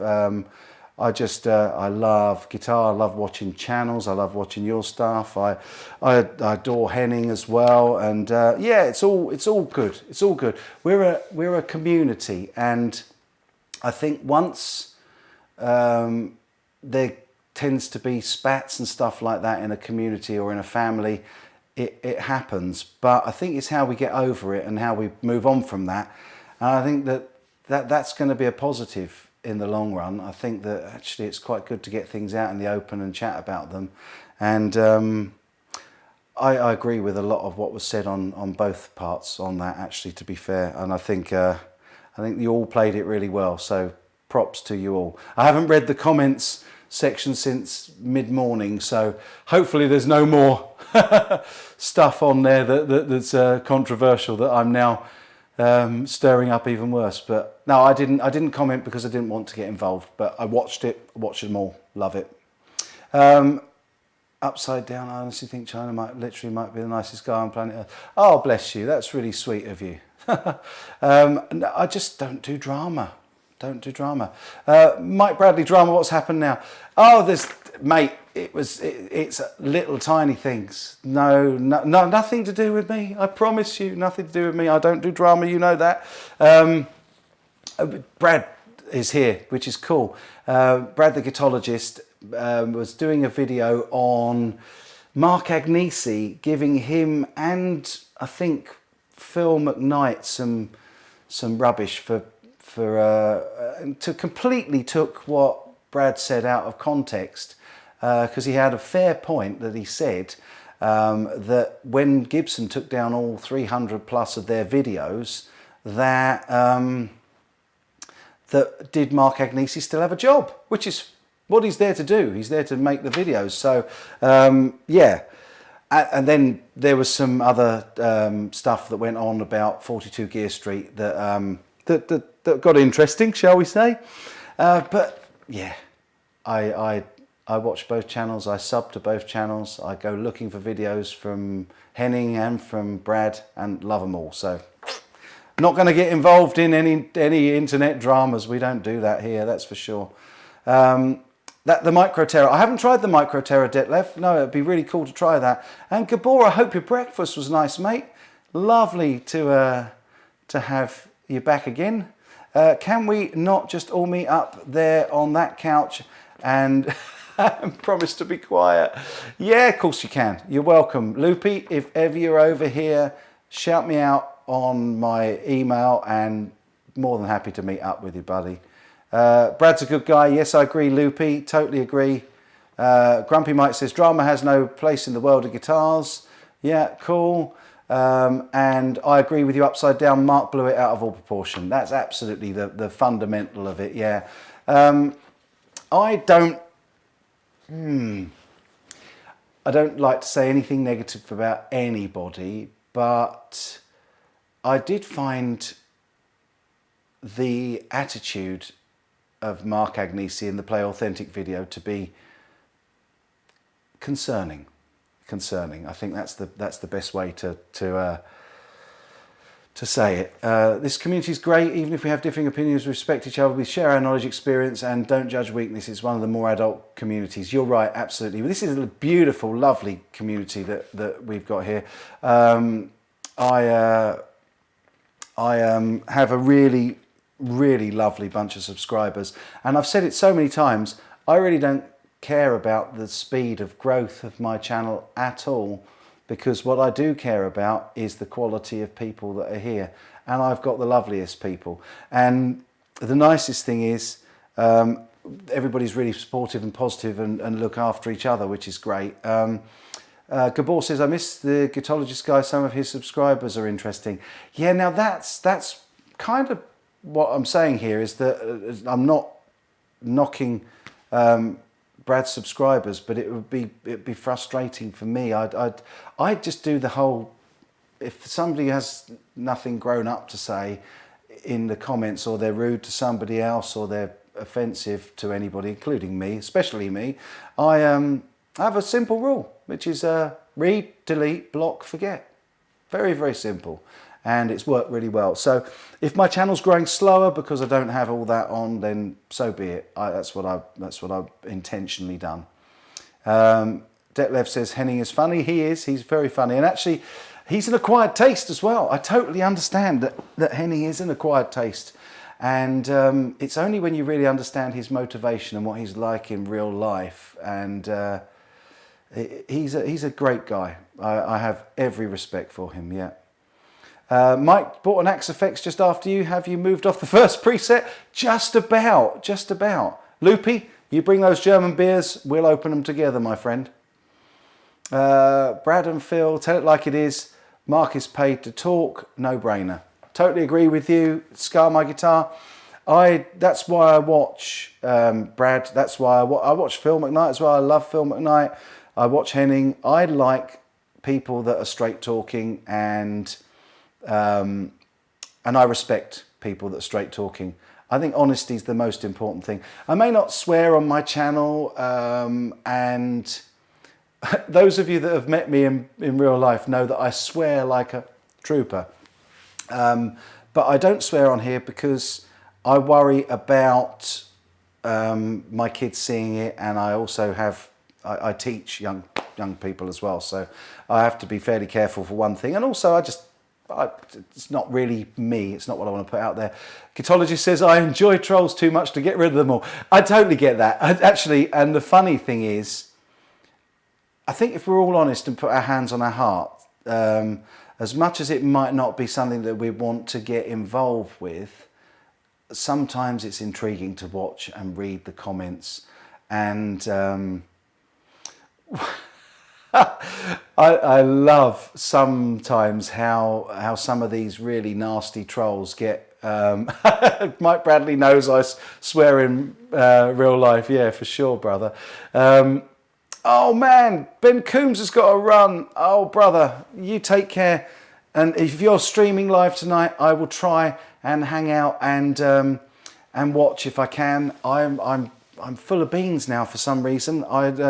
We had such a good stream tonight. So many great people in here, and it's been really lovely. Yes, totally agreed. Loopy, Phil's a good guy. He knows his gear. He's a nice guy. Had a great hang with him at 42 Gear Street and at TGU. Ed's asking the Guitologist, have you had any of the nasty ones that stalk your social media? Do you know, that's the thing, isn't it? Take care, Ben, and I will try and be there later. And thank you so much for being in and for modding for all the time you have. You're absolutely awesome, and we will miss you. So try and catch up with you later. Yeah, it can get really rather nasty. Ed, I know that you suffered badly, very badly, and I felt terribly about that. You know I did, and it's there's very little that you can do about it. And I think I advised you about 4 years ago, the whole read, delete, block, forget, and don't react. Because I love the way that some people put the trolls back in their box, but you know that's kind of what they want. And I think if you give it to them, they come back for more. So yeah, I avoid that.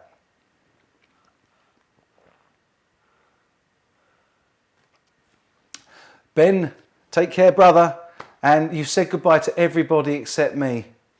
My heart just broke. Did you hear that?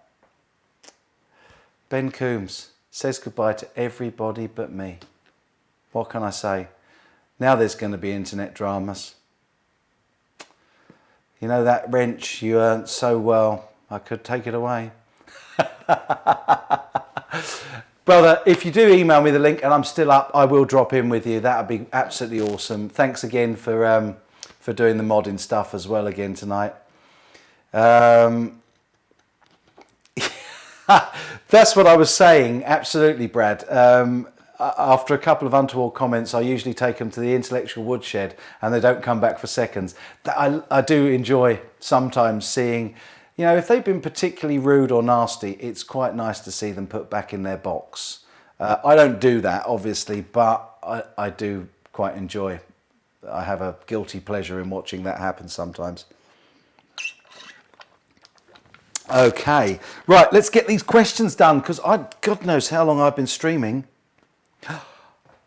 It's 2 hours. We've hit the 2 hour mark. Admittedly, we've split the video in half due to problems, but with the stream. But let's just get to this next question.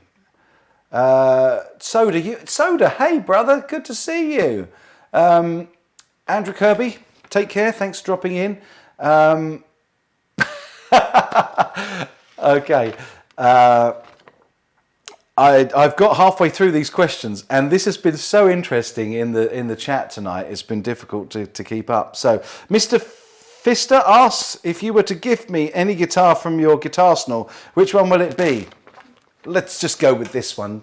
You can have this one. Loopy Ruan wants it, but I said earlier, and when we were talking about this one, that I haven't actually got rid of any guitar that I've ever had. They kind of I get attached to them, and it's really difficult. So I would gift you a guitar that I have in for demo and review and that I haven't got attached to. So maybe we should talk about that. I should do a giveaway really at some point, and we'll get that to happen if enough of you want that. Where is it? Life's too short and guitars are too awesome to have drama in life. Grey Pilgrim, you're a man after my own heart. Yeah, I agree. What's the shame? I don't see that.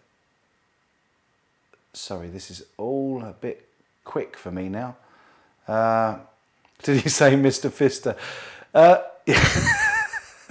it's Mr. Fister. It was a genuine channel, yeah, Mr. Fister. Oh man, yeah. We'll do a guitar giveaway on the channel. Anyway, that was the point that was being made. Potato Meme says, out of all the Chibsons you've acquired, all the Chibsons, all of them? What, you mean both of the Chibsons I've acquired? See, this is a real bone of contention for me. So many people have this impression, because I've kept the name China Guitar Skeptic, that I've been buying and continue to buy hundreds and hundreds of Chibsons. I only ever bought 2. Oh, that's a good point, Brad. Yeah, that's why I block and forget. I used to delete. Every comment or interaction on your video helps your algorithmic heat, so let them help you out. I usually will like, heart and pin the nastiest stuff. Good for you. Good for you. Where was that? All right, brilliant. Mike, my channel is Blackjack Guitar, but you can call me Pete. Thanks, Pete. I'll try and remember to call you Pete. And now I get the Blackjack Guitar. You've just taken out all of the vowels, haven't you? Do you have your first guitar? I do. I do. Chris Sarantos, welcome. Just got here. What did I miss? You've missed nothing, mate. You've missed nothing. Only 2 hours of great chat. We've had a good time tonight, a really good time. Guitar Hack's off as well. Guitar Hack, you take good care, brother, and look forward to coming on with you again soon. Really enjoy your live streams and hanging with you guys. Love that username. Can we trade?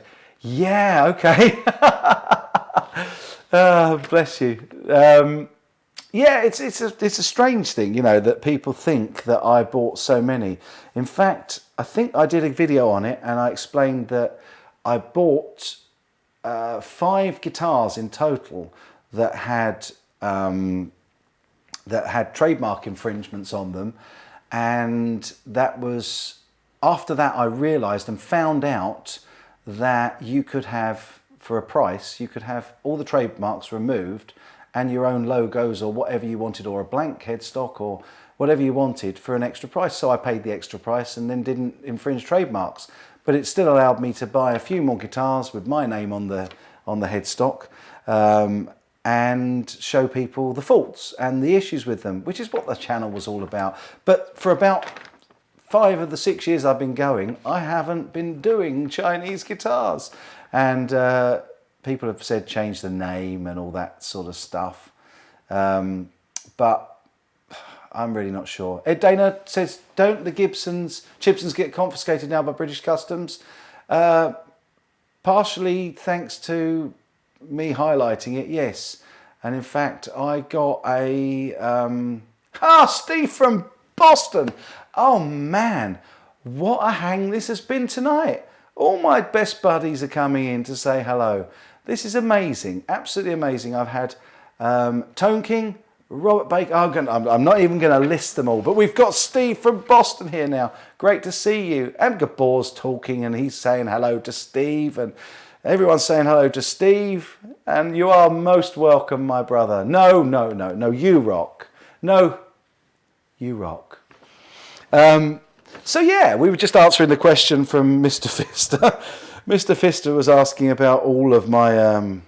No, it wasn't. It was Potato Meme asking about all my Chibsons. And which one plays the best? Well, do you know, out of the box, the best one was the second... Yeah, I love it. The dynamic duo are reunited, even if it is just over the chat. We are indeed. the cheeky guitar skeptic. I like it. I was thinking about, actually, I think it was you, Bam, that suggested candid guitar skeptic, because that's what I try to be. Is candid is kind of another word for honest and direct, and that's kind of what I try to be. So, but we'll hang on with. I like just CGS actually, but we've diverted again. We've diverted. Everybody's big fan of Steve Grey Pilgrim. We all love him. No, you are, Steve. No, he is. Howdy, everybody. Upside Down says, I'm a Mr. Fister. Potato is. Oh dear. And now it's getting silly. 11 p.m. over here. And then finally, I did get to the bottom of these questions. I got a question from Mark Agnesi, and no, I'm joking, I didn't. Yeah, you're right, Brad. Steve changed his guitar channel name for a good reason. We all love Pixie Licks. Han Solo, good to see you, brother. Grumpy Mike saying, hello, Steve from Boston, another great channel. Absolutely is. Yeah, Steve changed his channel because everybody kept asking him, what's your name and where are you from? So he changed the name of his channel to Steve from Boston. It was fun while it lasted. Can't complain, but we will anyway. Steve is a legend. He is the legend. In fact, Steve from Boston is the reason I'm here, because I actually only started the channel or bought a Chibson, the first Chibson, because I didn't believe that you could get them for that price. But there you go. My goodness. Quentin, you are back, and you've just reminded me to have another drink of water. So it's running out now. When this runs out, we'll have to think about calling it a day.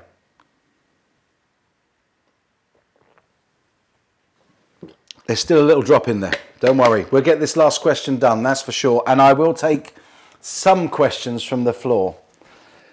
And that Triple X has certain inferences. Oh, from the Pixie Licks. Oh, so I think you did. You did tell me that, actually. At GitCon, of all places, you told me that. Yeah. Well, all I know is it hasn't harmed you, has it? Changing the name.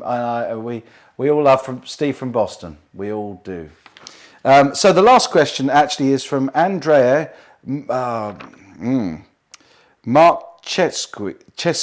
Andreas Marcheski. And I think he's a guy that I went over and had a little watch of his channel, made a couple of comments on one of my videos. Lovely guy, went over to see him. So I'll try and put some links in if I can. But not gear related, but who were the first band to get you into guitar? Now, this is a question that I can answer fairly simply, because the band that got me into music was the Beatles, but the band that got me into the guitar was most certainly Iron Maiden. And actually, just shortly after that, also Van Halen, because I was 14 when I first picked up the guitar, and I'm going to show my age now. It was right around the time that Van Halen's 1984 had been out for a couple of years, and flex.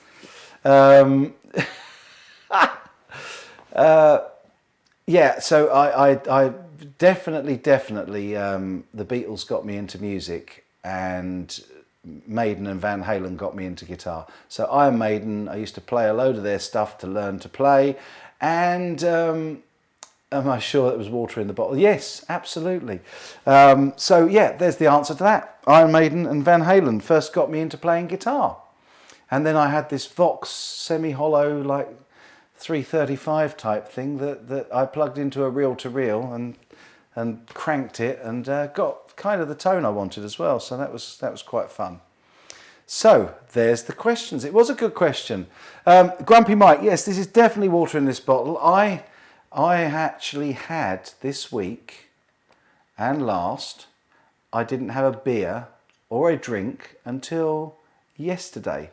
And after the show that I was teching, it went so well. We had a sellout show, and it's going to produce more work for me coming up. We had a beer to celebrate. So is Just Guitar Skeptic taken? No, it's not. And actually, that's what Phil McKnight suggested that I changed the name to, Brad. And do you know, I think that's a real good shout. And you've now suggested it as well. So, yeah, it's not a bad idea. You even had the matching hair. I did indeed. Paul Di'Anno, yeah, I love Paul Di'Anno. He's definitely Maiden's second best singer. I love Paul Di'Anno, and I love the early stuff as well. It's so raw and it's got that punk edge to it. You know, Maiden, Iron Maiden itself, and Killers. And then, of course, the Air Raid Siren came along, Number of the Beast, in 1982, and then we never really looked back. So, yeah, it's... You have a beer now. Yeah, I wish I could go and get a beer now. But, hey, it's not vodka, but don't tell the wife. I love it. We have hung out, ladies and gentlemen of the guitar-loving world, for well over 2 hours now. And this has been my longest live stream, possibly because it was cut in the middle by issues with either the computer or the... And actually, it still looks really jerky, the picture. I'm sorry if that's annoying anybody, but... Yes, Brad. Iron Maiden is almost certainly the greatest band that's ever existed. I always loved them. I saw them first in 1986 on the Somewhere in Time tour, the Somewhere on tour. And then I saw them again for the first time since then, believe it or not, last year at the O2. O2, yeah, absolutely. It was Bon Jovi I saw at Wembley. I was just trying to Dickinson's a school choir boy. Yes, he was a choir boy. You saw the Peace of Mind tour, Steve. How awesome. Tiny venue, incredible show. Back at that stage, they hadn't really gone interstellar and really gone off the chart in the States. They were still breaking the States. You know, it's kind of... Number of the Beast album really sort of started to break them there, but Peace of Mind tour was still quite small. By the time they got to Live After Death, the Power Slave tour, they were absolutely ripping it up over there. I love the video Live After Death from Long Beach Arena. I wore that video out. Yes, I do still have blackjack guitars, still have the purple guitars, the Milton purple guitars. I'll get them out at some point. So yeah,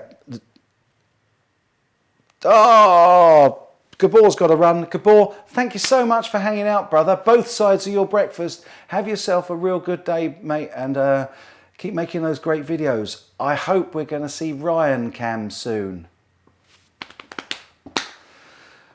Right, I'll take perhaps a couple of questions, or we'll... sorry. Krellbar says, first time was opening for Priest on Screaming for Vengeance tour. Excellent. Second time was Somewhere in Time. That Somewhere in Time tour. Now, I saw that at Hammersmith Odeon, and I absolutely loved when Adrian Smith and Dave Murray did that instrumental from The Snowman, the Walking in the Air thing. That was absolutely amazing. And I tried to play it for years and years and years, and I still do a little bit, and it's great.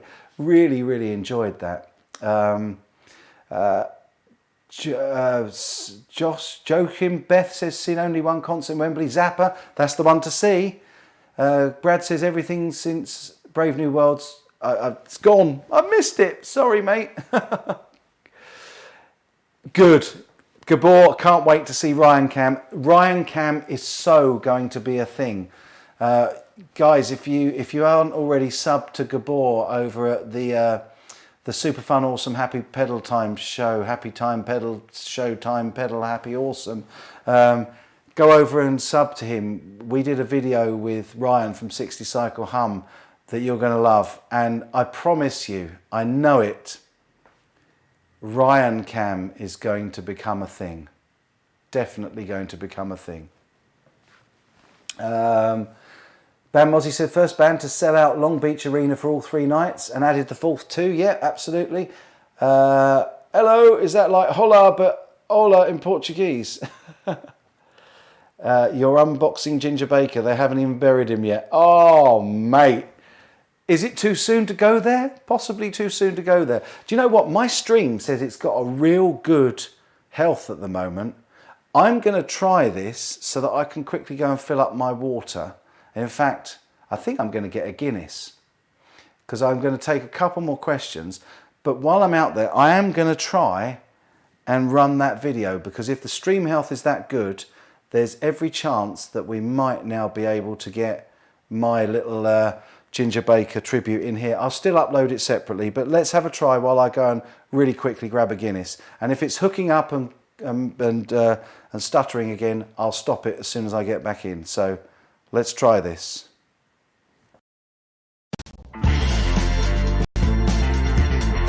Today we mourn the loss of another of our classic great rock stars. Ginger Baker was born Peter Edward Baker in Lewisham, South London on 19th of August 1939. As a teen he trained and competed as a racing cyclist, developing strong leg muscles, which later contributed to his skill on the double bass drums. Ginger had always planned on becoming a professional cyclist until he bought his first drum kit at the age of 15. Baker was keenly interested in modern art and jazz. As a rebellious beatnik with eccentric appearance and artistic flair, later he would become interested in sculpture, painting, rally driving and polo. It was his wide range of interests which led Ginger to take up the trumpet in the local Air Training Corps band. Watching the drummer gave Ginger the idea of playing drums himself. He'd been into drums from a listening point of view for quite a time and used to bang on the table with knives and forks and drive everybody mad. Ginger used to get the kids at school dancing by banging rhythms on the school desk. They kept on at him to sit in with a local band. The band wasn't very keen, but in the end he sat in and played so much better than the original drummer, and that was the first time he'd ever sat on a real kit. There was no turning back. After playing only a few months, Ginger got a job with a local trad jazz band led by Bob Wallace. At the age of 16 he quit his job, left home and spent a year on the road. After some time Ginger got fed up with his kit. With his characteristic achiever's attitude, he decided to make his own. He built himself a kit out of perspex. It was this homemade set that Jack Bruce would later demolish with his upright bass in an on-stage brawl with Baker during the Graham Bond days. Bruce later recalled that the kit sounded spectacular, like no other kit he'd heard before. Listening to records, Ginger absorbed the playing of Baby Dodds and Alton Red. He then discovered Max Roach. Applying Roach's technique, Ginger's wild and unconventional playing got him fired from a few bands, but ultimately it would develop into the rhythmic genius that would astound drummers around the world.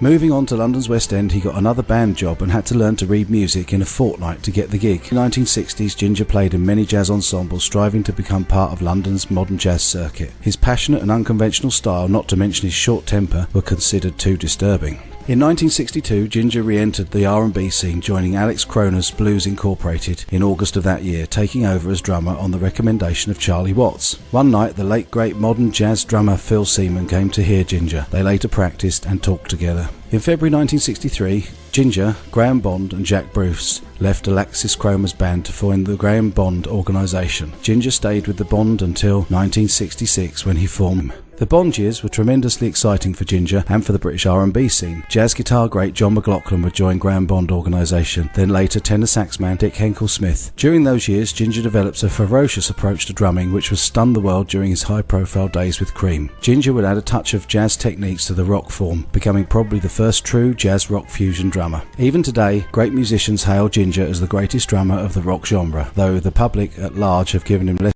credit than he deserves. The renowned musician, real name Peter Edward Baker, suffered from osteoarthritis, chronic obstructive pulmonary disease and a long battle with drug addiction, and underwent heart surgery 3 years ago. It's not clear why he was most recently admitted to hospital, but a family statement posted to his Twitter page last week said the Baker family is sad to announce that Ginger is critically ill in hospital. Please keep him in your prayers tonight. Today they made another announcement. We're very sad to say that Ginger has passed away peacefully in hospital this morning. Thank you to everyone for your kind words over the past weeks. Baker was a founding member of 60s rock and blues band Cream, recruiting Eric Clapton and Jack Bruce in 1966. His frenzied drumming style led to him being described as a human combine harvester. Bruce passed away in 2014, meaning Clapton is now the only surviving member. Sorry, did that go round twice? Did that play better this second time? It looked like it was. It looks like it was stuttering, but did you hear the commentary on it? Can you hear me now? Hopefully you can. Anyway, cheers everybody. Nice Guinness. Took me a run to get it, but hey. Yeah, it looks like I went round that video twice.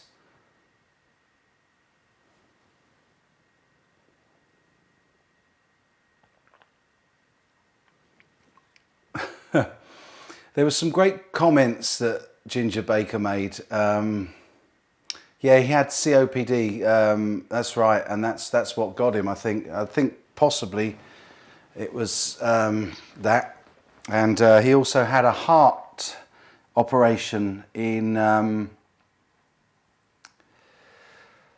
2016, I think it was. It was better, but still jumpy at times. Oh, okay, man. It started great, then started shuddering. Oh, well, never mind. Cheers anyway, guys. Cheers. Ah, Patrick's in. Good to see you, Patrick Floyd. It played fine and only once, so that's cool. Krelba, I'm going to die before I lose more heroes, I think. It'd be the right thing to do, and my step-grand will inherit a nice guitar collection that's some fairly nice gear. Like it. Well, I'm glad that it kind of got there. I will upload it separately, but I just wanted to, you know, as I said, I was running a bit late for the stream because I really wanted to just pay tribute to a great musician. And here's to Ginger Baker.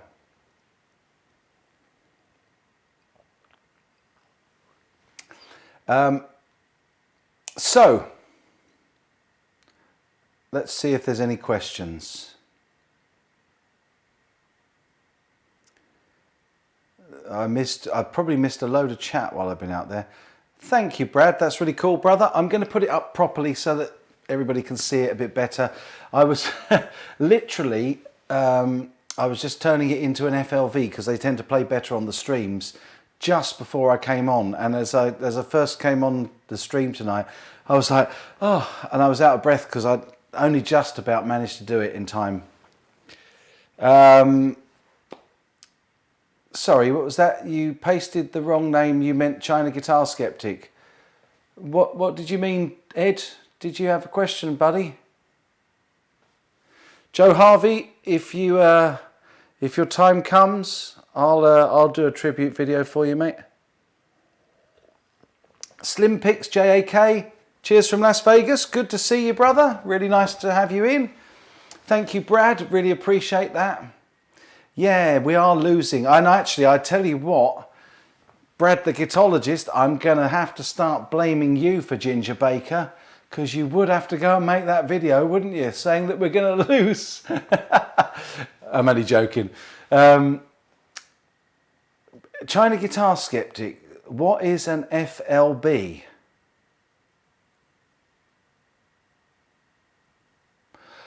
The only FLB that I can think of off the top of my head is a brick, Freshfield Lane Brickworks, which is about 8-9 miles away from here. Where did you see FLB?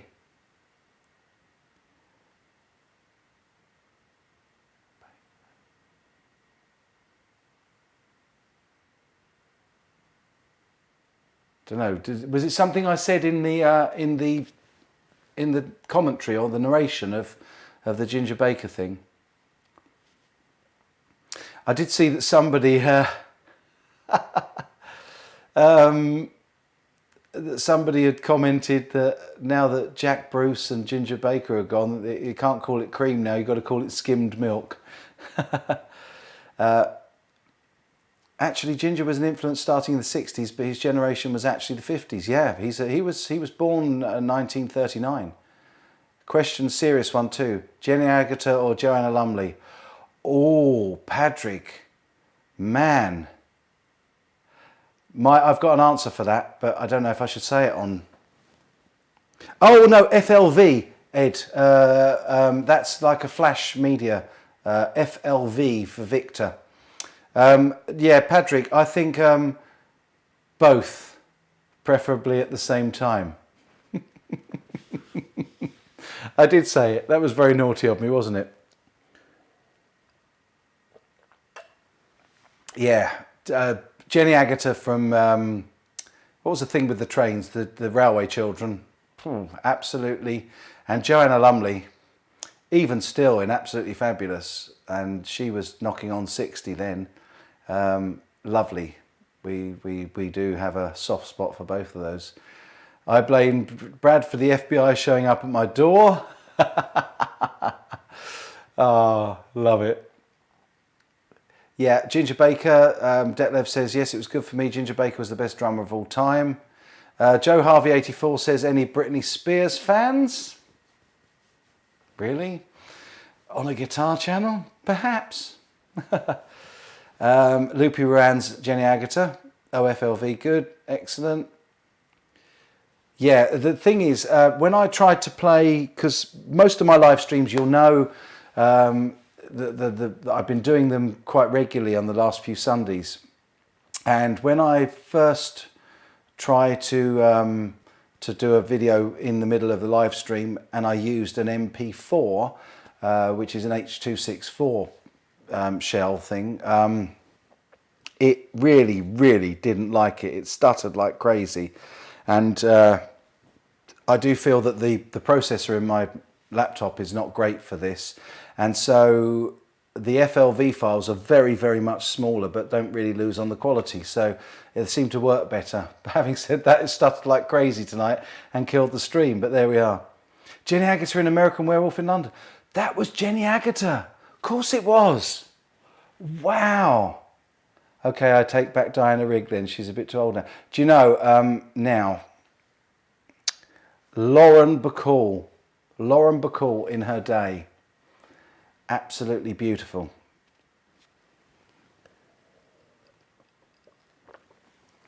Agata from Logan's Run. Yes, of course, it's both is the right answer, but possibly not the sort of thing that I usually say on my channel. It's getting late and I'm being a little bit...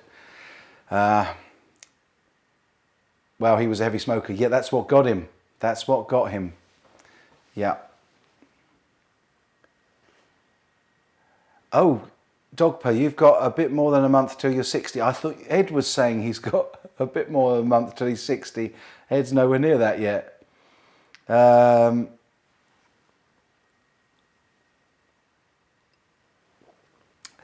So, guys, are you bored? I've had the most fun time tonight. It's been brilliant. And the biggest problem I have is I just end up reading all the comments. I'm such a lurker in everybody else's live streams. I get so used to reading the comments and I love it. Absolutely love it. Yeah, good. Cool, Brad. Yeah, Lauren Bacall was absolutely gorgeous in her day when she was in her 20s. There's no better for me. That would be my ultimate pin-up girl. That's for sure. Ed Dana says all the 40s and 50s movie actresses were beautiful. Yeah, absolutely. Hugh Caldwell, what a good call Felicity Kendall is. I don't know if she translated across the pond, but yeah, in the UK, definitely. Thank you, Grumpy Mike. I'm glad that you like my taste in Lauren Bacall. Ed Dana, I'm already 60? No way. Ed Dana, you are not 60. You know you're pulling my chain. You're yanking my chain. Get out of here.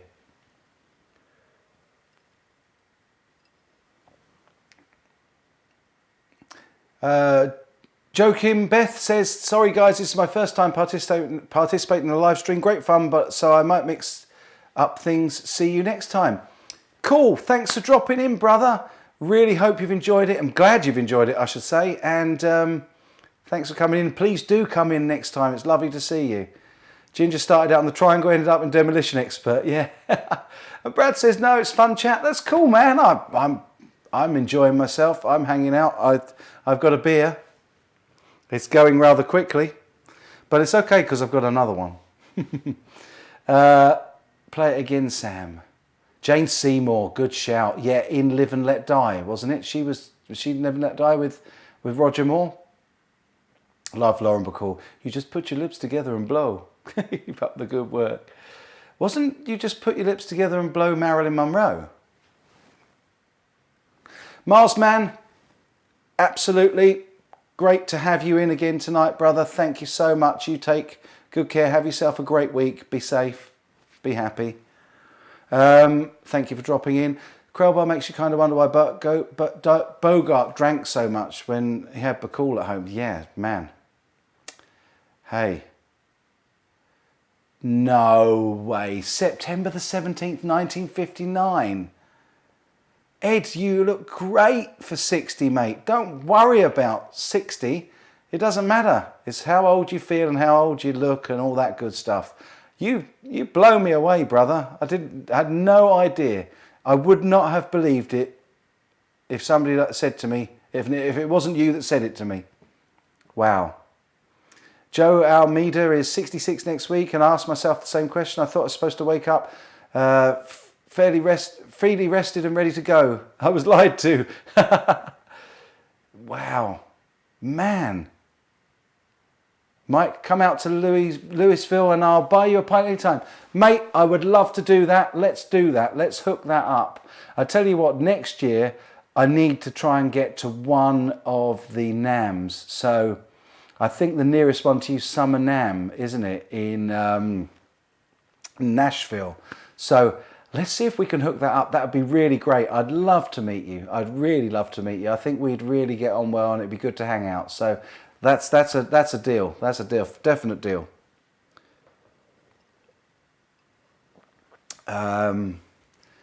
Graham Campbell says, I'm 46 and for the first time I feel young on here. Oh, Graham, I'm 2 years older than you, mate, and I'm feeling young. I'm surprised. I'm feeling particularly young finding out Ed Dana's 60. Had no idea. Situation Money says, thinking about building a Milton Telecaster with a thin line body. Do you have any of the decals and headstock for the big M on the fretboard? Yeah, absolutely. And the thing with the Milton guitars was it was set up to give people an alternative to the fakes, and I don't have any, I've trademarked any of that, and it's free, open source. You can have my name on your headstock and my logo, and you won't find me coming after you telling you to play authentic. You can have that, brother, no problem. Mail me, ChinaGuitarSkeptic@gmail.com, and I'll send you the, I think I've got it as vector files, so you can get it any size you want. Shout me, I'm quite happy to do that. Yeah, RIP Ginger Baker, absolutely. Yes, let's all travel to NAMM. Let's all get together. That's what we need to do, guys. We need to make this community a big, everybody catch up. I don't want to, in fact I can't, I'm not at liberty to say, but I can tell you that next year I am involved already in something very different to the events I've been to in Germany this year, and very much more at the centre of this thing. I don't want to upset the person that I'm working with to put this together, but there is going to be a pretty cool thing going on in the UK, all things being equal, and I'm hoping that we'll be able to tell you a lot about it and announce it all before Christmas this year. But all I can say is try to keep the 25th of July free. It's a Saturday. 25th of July next year, keep it free. I've been loose-lipped there, and I hope I'm not going to get into any trouble, but it's really exciting, really, really exciting. So, Emma, it's your birthday. Is it your birthday? I'm 55 on the 15th. No, it's not the 15th, it's the 6th today. But happy birthday, Emma Webber, for the 15th. 55 years young. I eased off the bread and sugar and I feel better than 20 years ago. Do you know what, man? I've been trying lots of different things. I put on so much weight when I gave up smoking 7 years ago on the 31st of August. And yeah, Guinness. Does Guinness make you old? No, Guinness keeps you young, my friend. Definitely. I was told at 42 Gear Street that they were surprised I was 40. I nearly died of a heart attack laughing. But yeah. Hey UK, thanks for finally chilling out and giving us a bunch of America. What does that mean?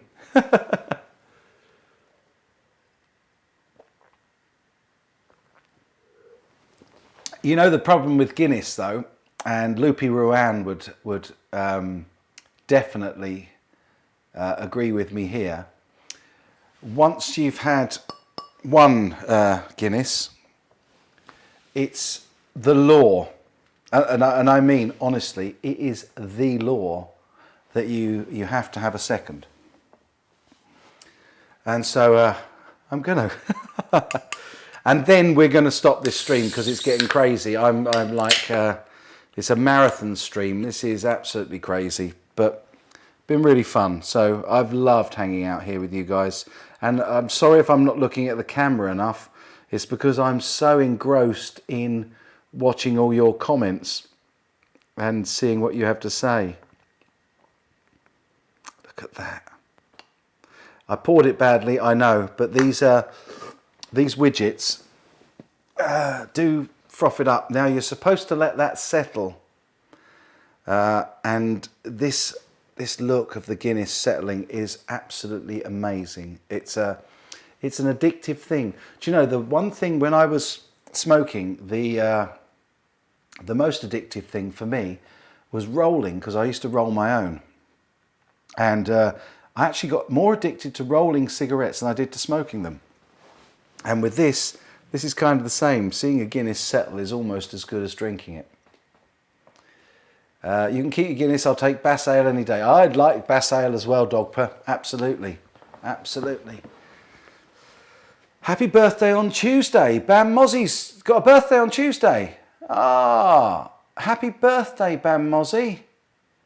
You are an absolute diamond in the guitar community, my friend. I love the fact that you always hang out from start to finish on all my live streams. You're always there when I do a premiere on videos, and you're always among the first to comment on everything. You are a diamond. So happy birthday to you, brother. Oh, yes, settled. There's a question. I knew there'd be one eventually. Oh, there's two. Have you found any guitar builders in the UK who could build the Milton guitars? I think it should be me. And perhaps I'm going to go and learn with Lewis Trower and a little bit with Crimson Guitars and take them up on their very kind offer. But I'm going to try and learn a little bit more of the art and the craft of luthiery and see if I can't build some myself. So there you go. What are your thoughts on Takamine? I think it's Takamine acoustics. I've got one and I love it. I really love it.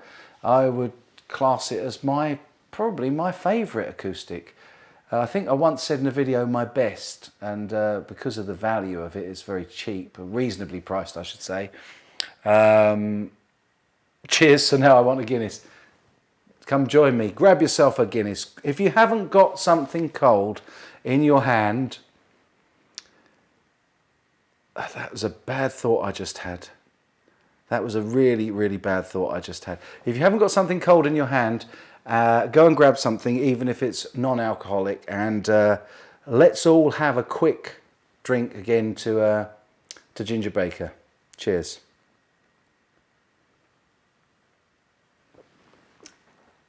So, the other question that I've just missed, what was the question I was answering? I answered the Milton Guitars one. What do I think of Takamine guitars? Love them. Really, really great. I've recorded with that an awful lot. It's got a built-in, I don't know if it's Fishman, might be. Certainly an electroacoustic, and it sounds great. Really, really enjoyed it. And I haven't tried the Boss Katana amp. I haven't tried the Boss Katana 1, let alone the 2 yet. So no, I'm really hoping I'll get a chance to try that out sometime soon. What country will be the next importer of guitars after Indonesia? It's already after Indonesia. It's already Vietnam, and I'll predict that after that it will be India, because there's already some guitars coming out of India. So that's what my prediction is.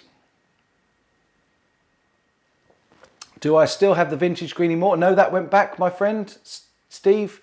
As per all of the guitars that I have from JHS to review, they come to me. I don't get paid for the review. I don't get to keep the guitar. I send them back. So that was with me for a few months though, because I think they kind of forgot about it. I don't think they wanted it back. They sent it to me at the same time as the Blues King 12 for a demo. And they needed that back the next day because it had to go to somebody else. But no, they've only just asked for that. Are Klopman PUs pickups known in the UK? I have a Thomas Blug set in one of my Strats. Recommendation. Well, if it's the same pickups that Thomas Blug had in his 2 Strats that he took to 42 Gear Street, then they are outstanding. Almost noiseless and an absolutely beautiful tone. It could have had something to do with the fact that Thomas is an absolute amazing player.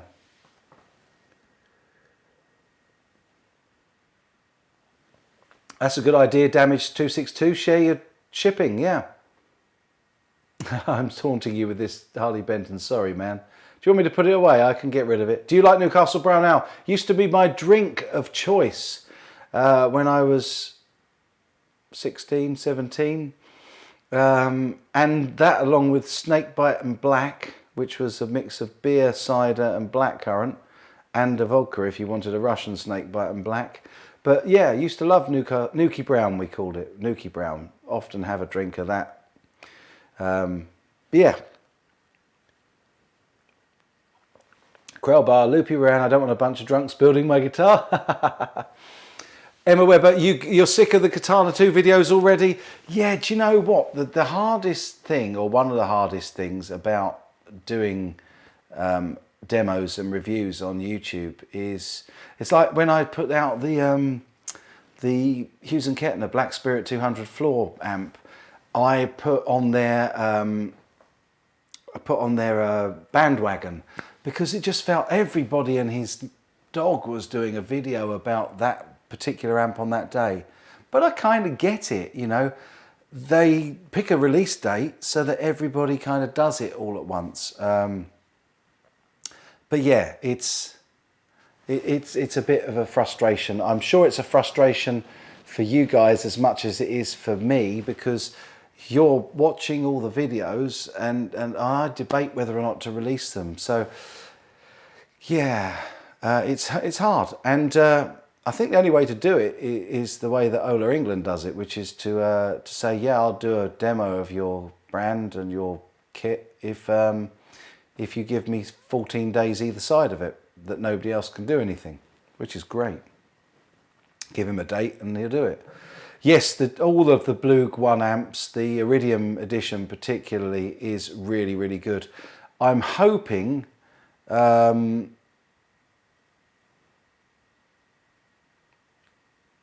Quentin James says, Matt W, please stop. This is a gear channel. Jesus really loves you. Trust in him. Okay, brother. You know, whatever floats your boat. Bless you. And I truly hope that that you're right, and I hope that Jesus looks after you, my friend. You're welcome here. There's not a problem, guys. There's not a problem. Really, we don't mind. He's being polite. There's no rudeness there. Let's live and let live. You're welcome, man. Honestly. And may your God that you believe in bless you. I myself was a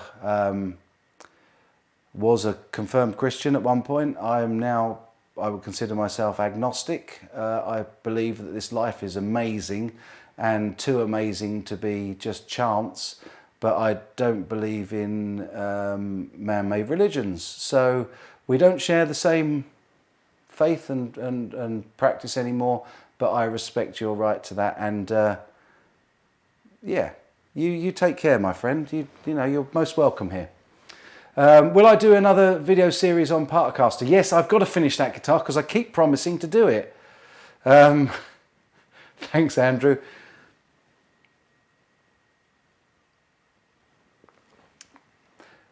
Bam Mozzie, what was this? You're absolutely right, always. I always think you should never look at one review as you only get one person's point of view. Watch many if you're really interested to get a much wider perspective. Yeah, that's cool. Loopy Round says he's right, Jesus brought us together. Well, he has tonight. Upside Down, I talked with Thomas before buying it from Guitar Centre. 25% coupon with blue guitar. Awesome. He's promised to send me a blue one, and I don't know whether he's sending the iridium as well. He kind of said he was, but we'll see. Emma, you are a funny girl. You are.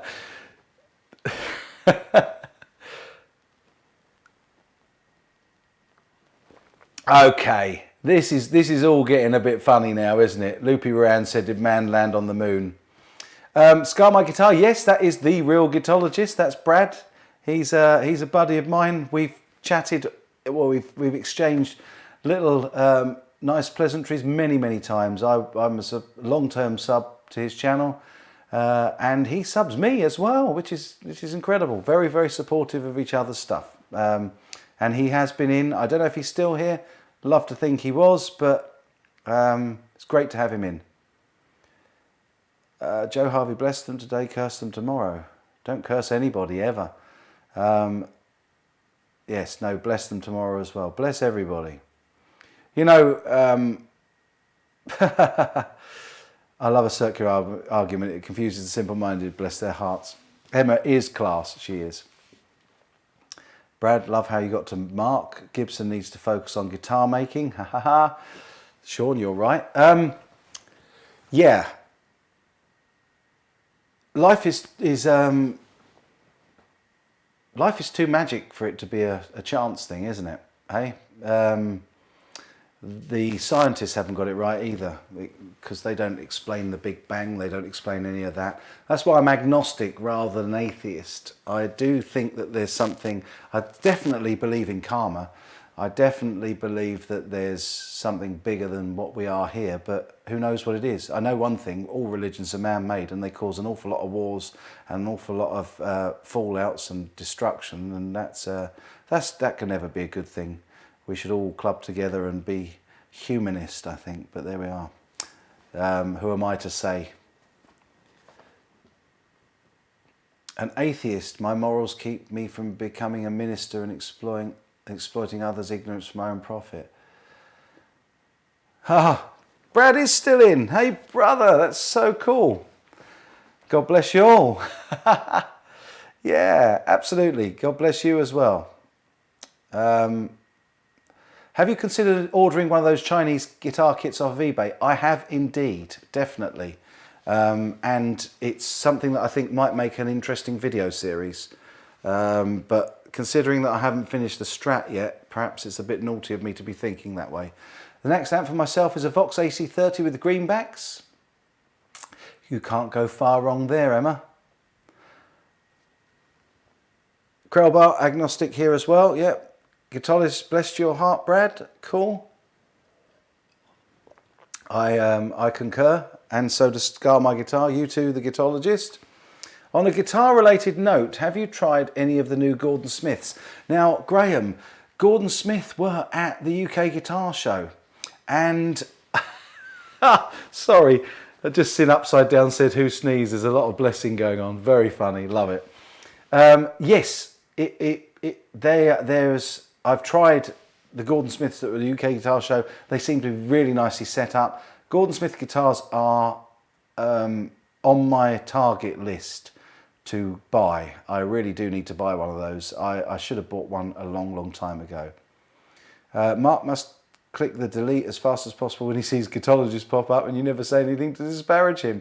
Just stating the facts. Yeah, absolutely. He didn't say anything wrong. He didn't say anything wrong. Thanks for the shout out, guitarologist. Sorry the other amps didn't make it.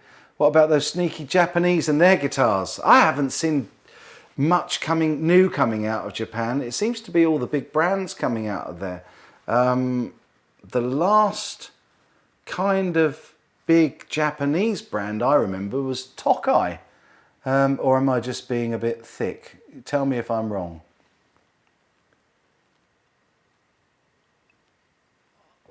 Yes, Loopy Moran, Paul Reed Smith is from Mars.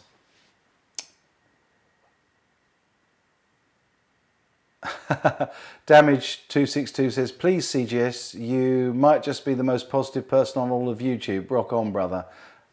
Bless you. Bless you. What's the point in not being positive?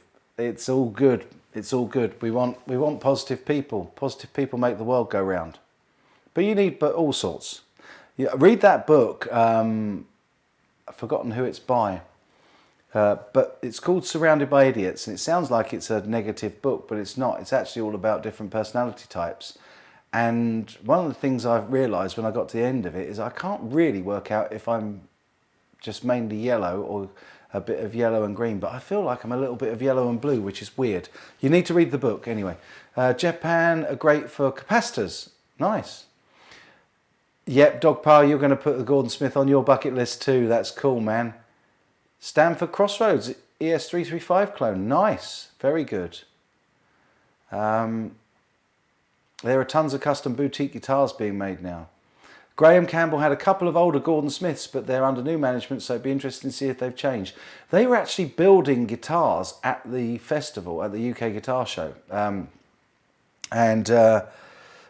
They had necks and they were fretting a fretboard as well while they're there, and they look like they've kept their quality control, and it still looks like a really, really decent brand. And the guitar that I picked up while I was there was an absolutely stunning guitar.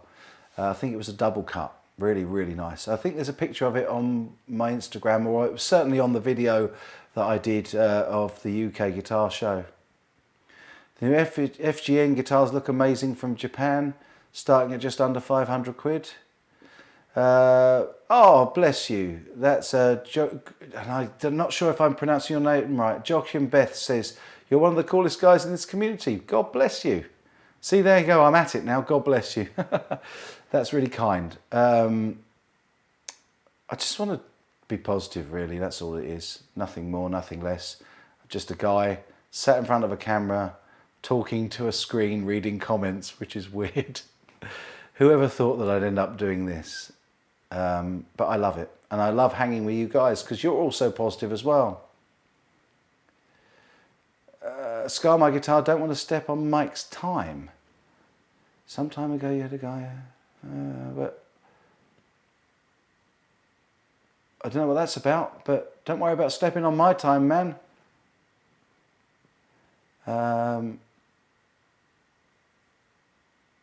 Didn't there used to be a guitar factory in Manchester? I think Gordon Smith were... Oh, somebody was telling me this the other day.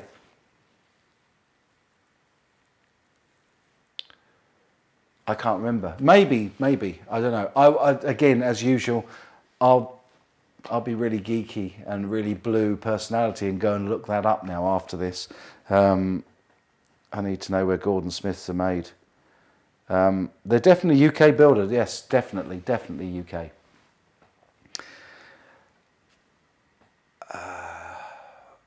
This is going so fast now. What should we call you, oh Lord, from now? Loopy, they're lines from Life of Brian, aren't they? He's not coming out. He's not the Messiah. He's a very naughty boy.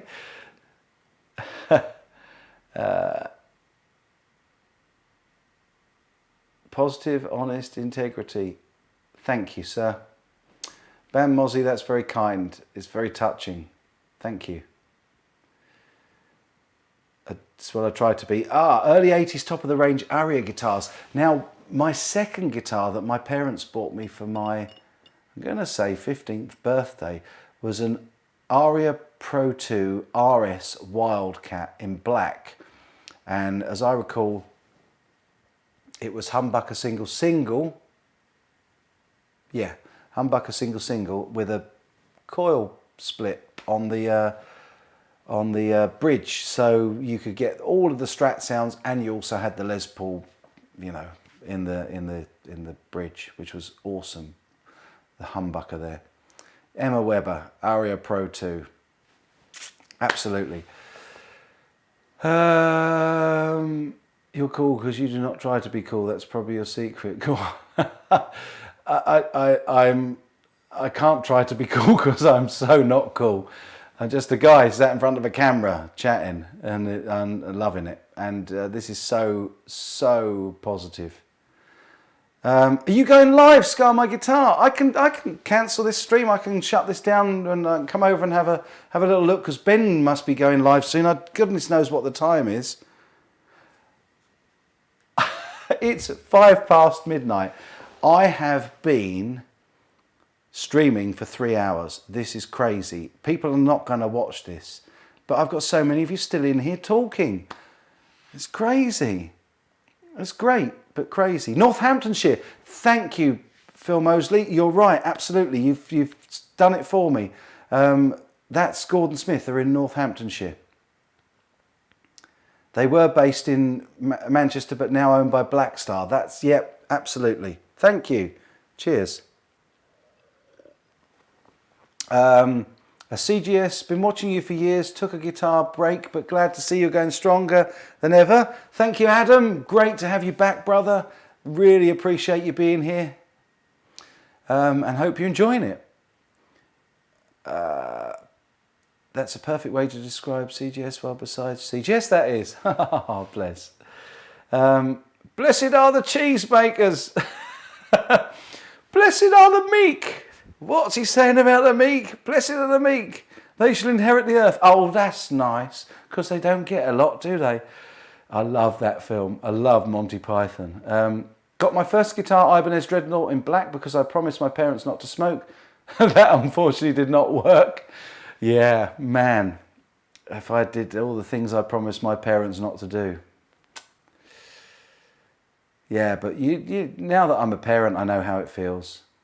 And mine were great. My parents are fabulous. Luckily, I'm so fortunate I've still got them both. Love them dearly. We all like watching live shows. Josh Stewart Taylor, it's cool. Yeah, it's shooting the breeze, quality time. 55 of you are loving it. Krell bars at 7:07 p.m. Oh no, it's Mr. Hands. Oh, Mr. Been a great evening hanging out with you all. Emma, it's been great to have you in here. You're funny. You're funny. You're cool. I love it. And a girl in here, unless you're using your mum's account. I doubt it though. If you're 55 next week. that would be so funny. So it's good to have you in, Emma. I wish more girls would be joining in these things because it's a good fun community. It's really good. Original Paramutant says, thanks China Guitar Skeptic. I'm cooking dinner, lime chicken tacos. Oh, that sounds lovely. Cheers to all. Enjoy those, brother. But you're watching now, that's what counts, absolutely. I wish I could bring a coffee, a cake, or Kugel. What's a Kugel? 1:06 p.m. there. Wow. Oh, that's in the morning. Where are you? You must be Japan or something like that, isn't it? Have the complete collection of movies in the series. Yeah, it's cool. Tell the man on the moon to bring me back more cheese. Judean People's Guitar. Now there's a channel name. Judean People's Guitar. We're not the Judean People's Front, we're the Popular Front. Why do you want to be a what is it? Why do you want to be a woman, Stan? Oh, I want to have babies. Where's the fetus going to gestate? Love it. That's all great stuff. You've had people watching for 3 hours anyway, China Guitar Skeptic, and best of all, interaction. Well, that's what we're here for, isn't it? Can I leave this one up? Can I leave it up? This is crazy. Great live stream, Mike. Even with the glitch, you're truly blessed and all-round nice human being. Cheers. Thank you, Blackjack Guitar Nut. That's really sweet of you. I truly appreciate it. Just trying to be a guy in front of a camera. The Bay City Trollers. Emma, how are you getting home, love? Need a lift. What football team do you support? Brighton, because that's my closest one. Absolutely. People's Judean Guitars. Hope you settle in quickly and feel better in your new place, the dog park. If you move in, yeah, hope you settle in. Great, mate. When will the new blue guitar Iridium be posted to Mike? Be posted, Mike, this week? Oh, the video I've already made. No, I could if you want me to. All of the others are out. They're all coming out in floods and floods, and yeah, I'm not sure that I want to put them out at the same time without putting bandwagon on it. I don't like the bandwagon thing that much. I understand how it happens, and I think it's good for the brands. And yeah, I just like to buck the trend a little bit and go out on my own. I love it when I get a scoop. The People's Guitars of Judea. Hang on a minute, we're the People's Guitars of Judea. Thanks, Ben Mozzie. Relaxing for the first time in 2 weeks. Just had a first good sleep in 2 weeks. Glad you're having good sleep. The People's Guitars of Judea. Again. This is like sitting in a pub with some friends, except no swearing. Yeah, man, listen, if you...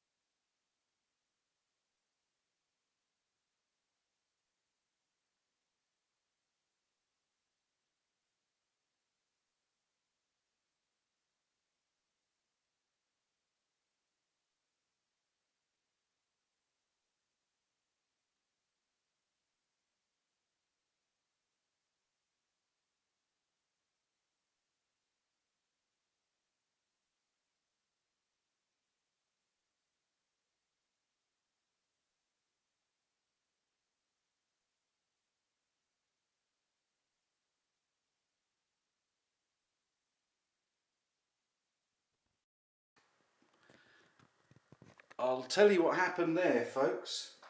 That's definitely my cue. And you should have audio again now.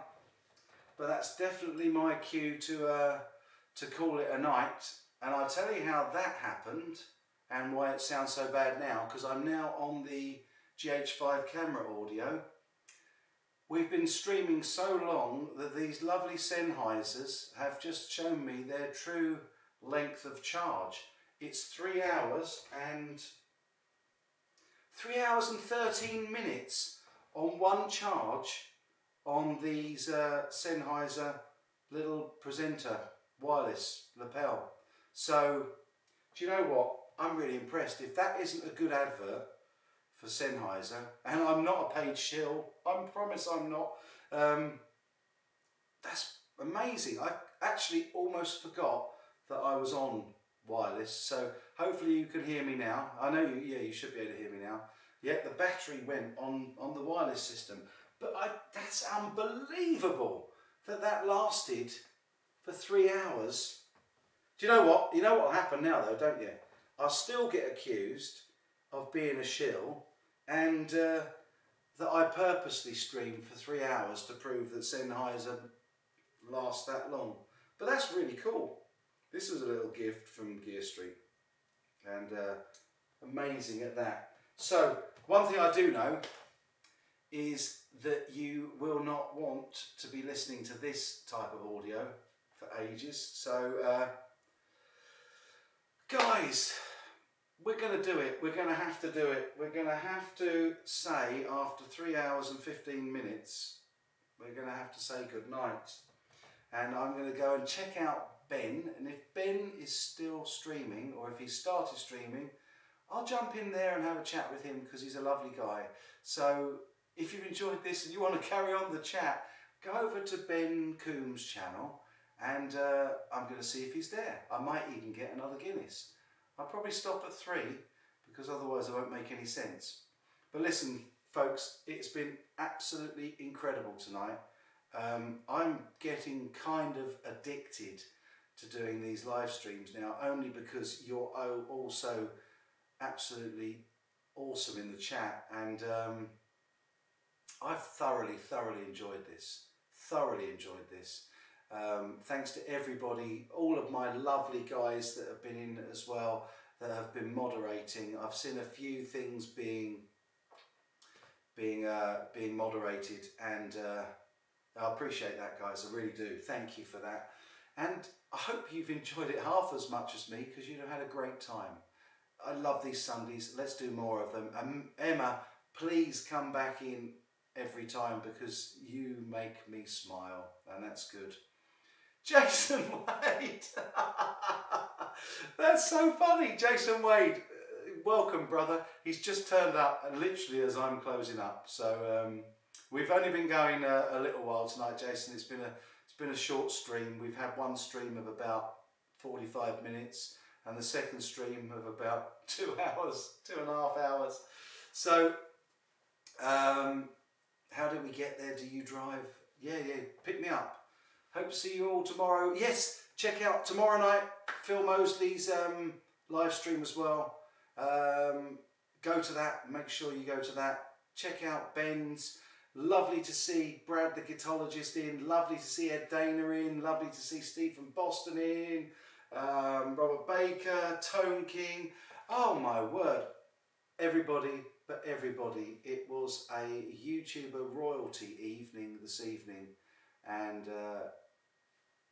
I'm touched. So thank you all so much, and as always, I'm going to sign off with my usual of you take good care.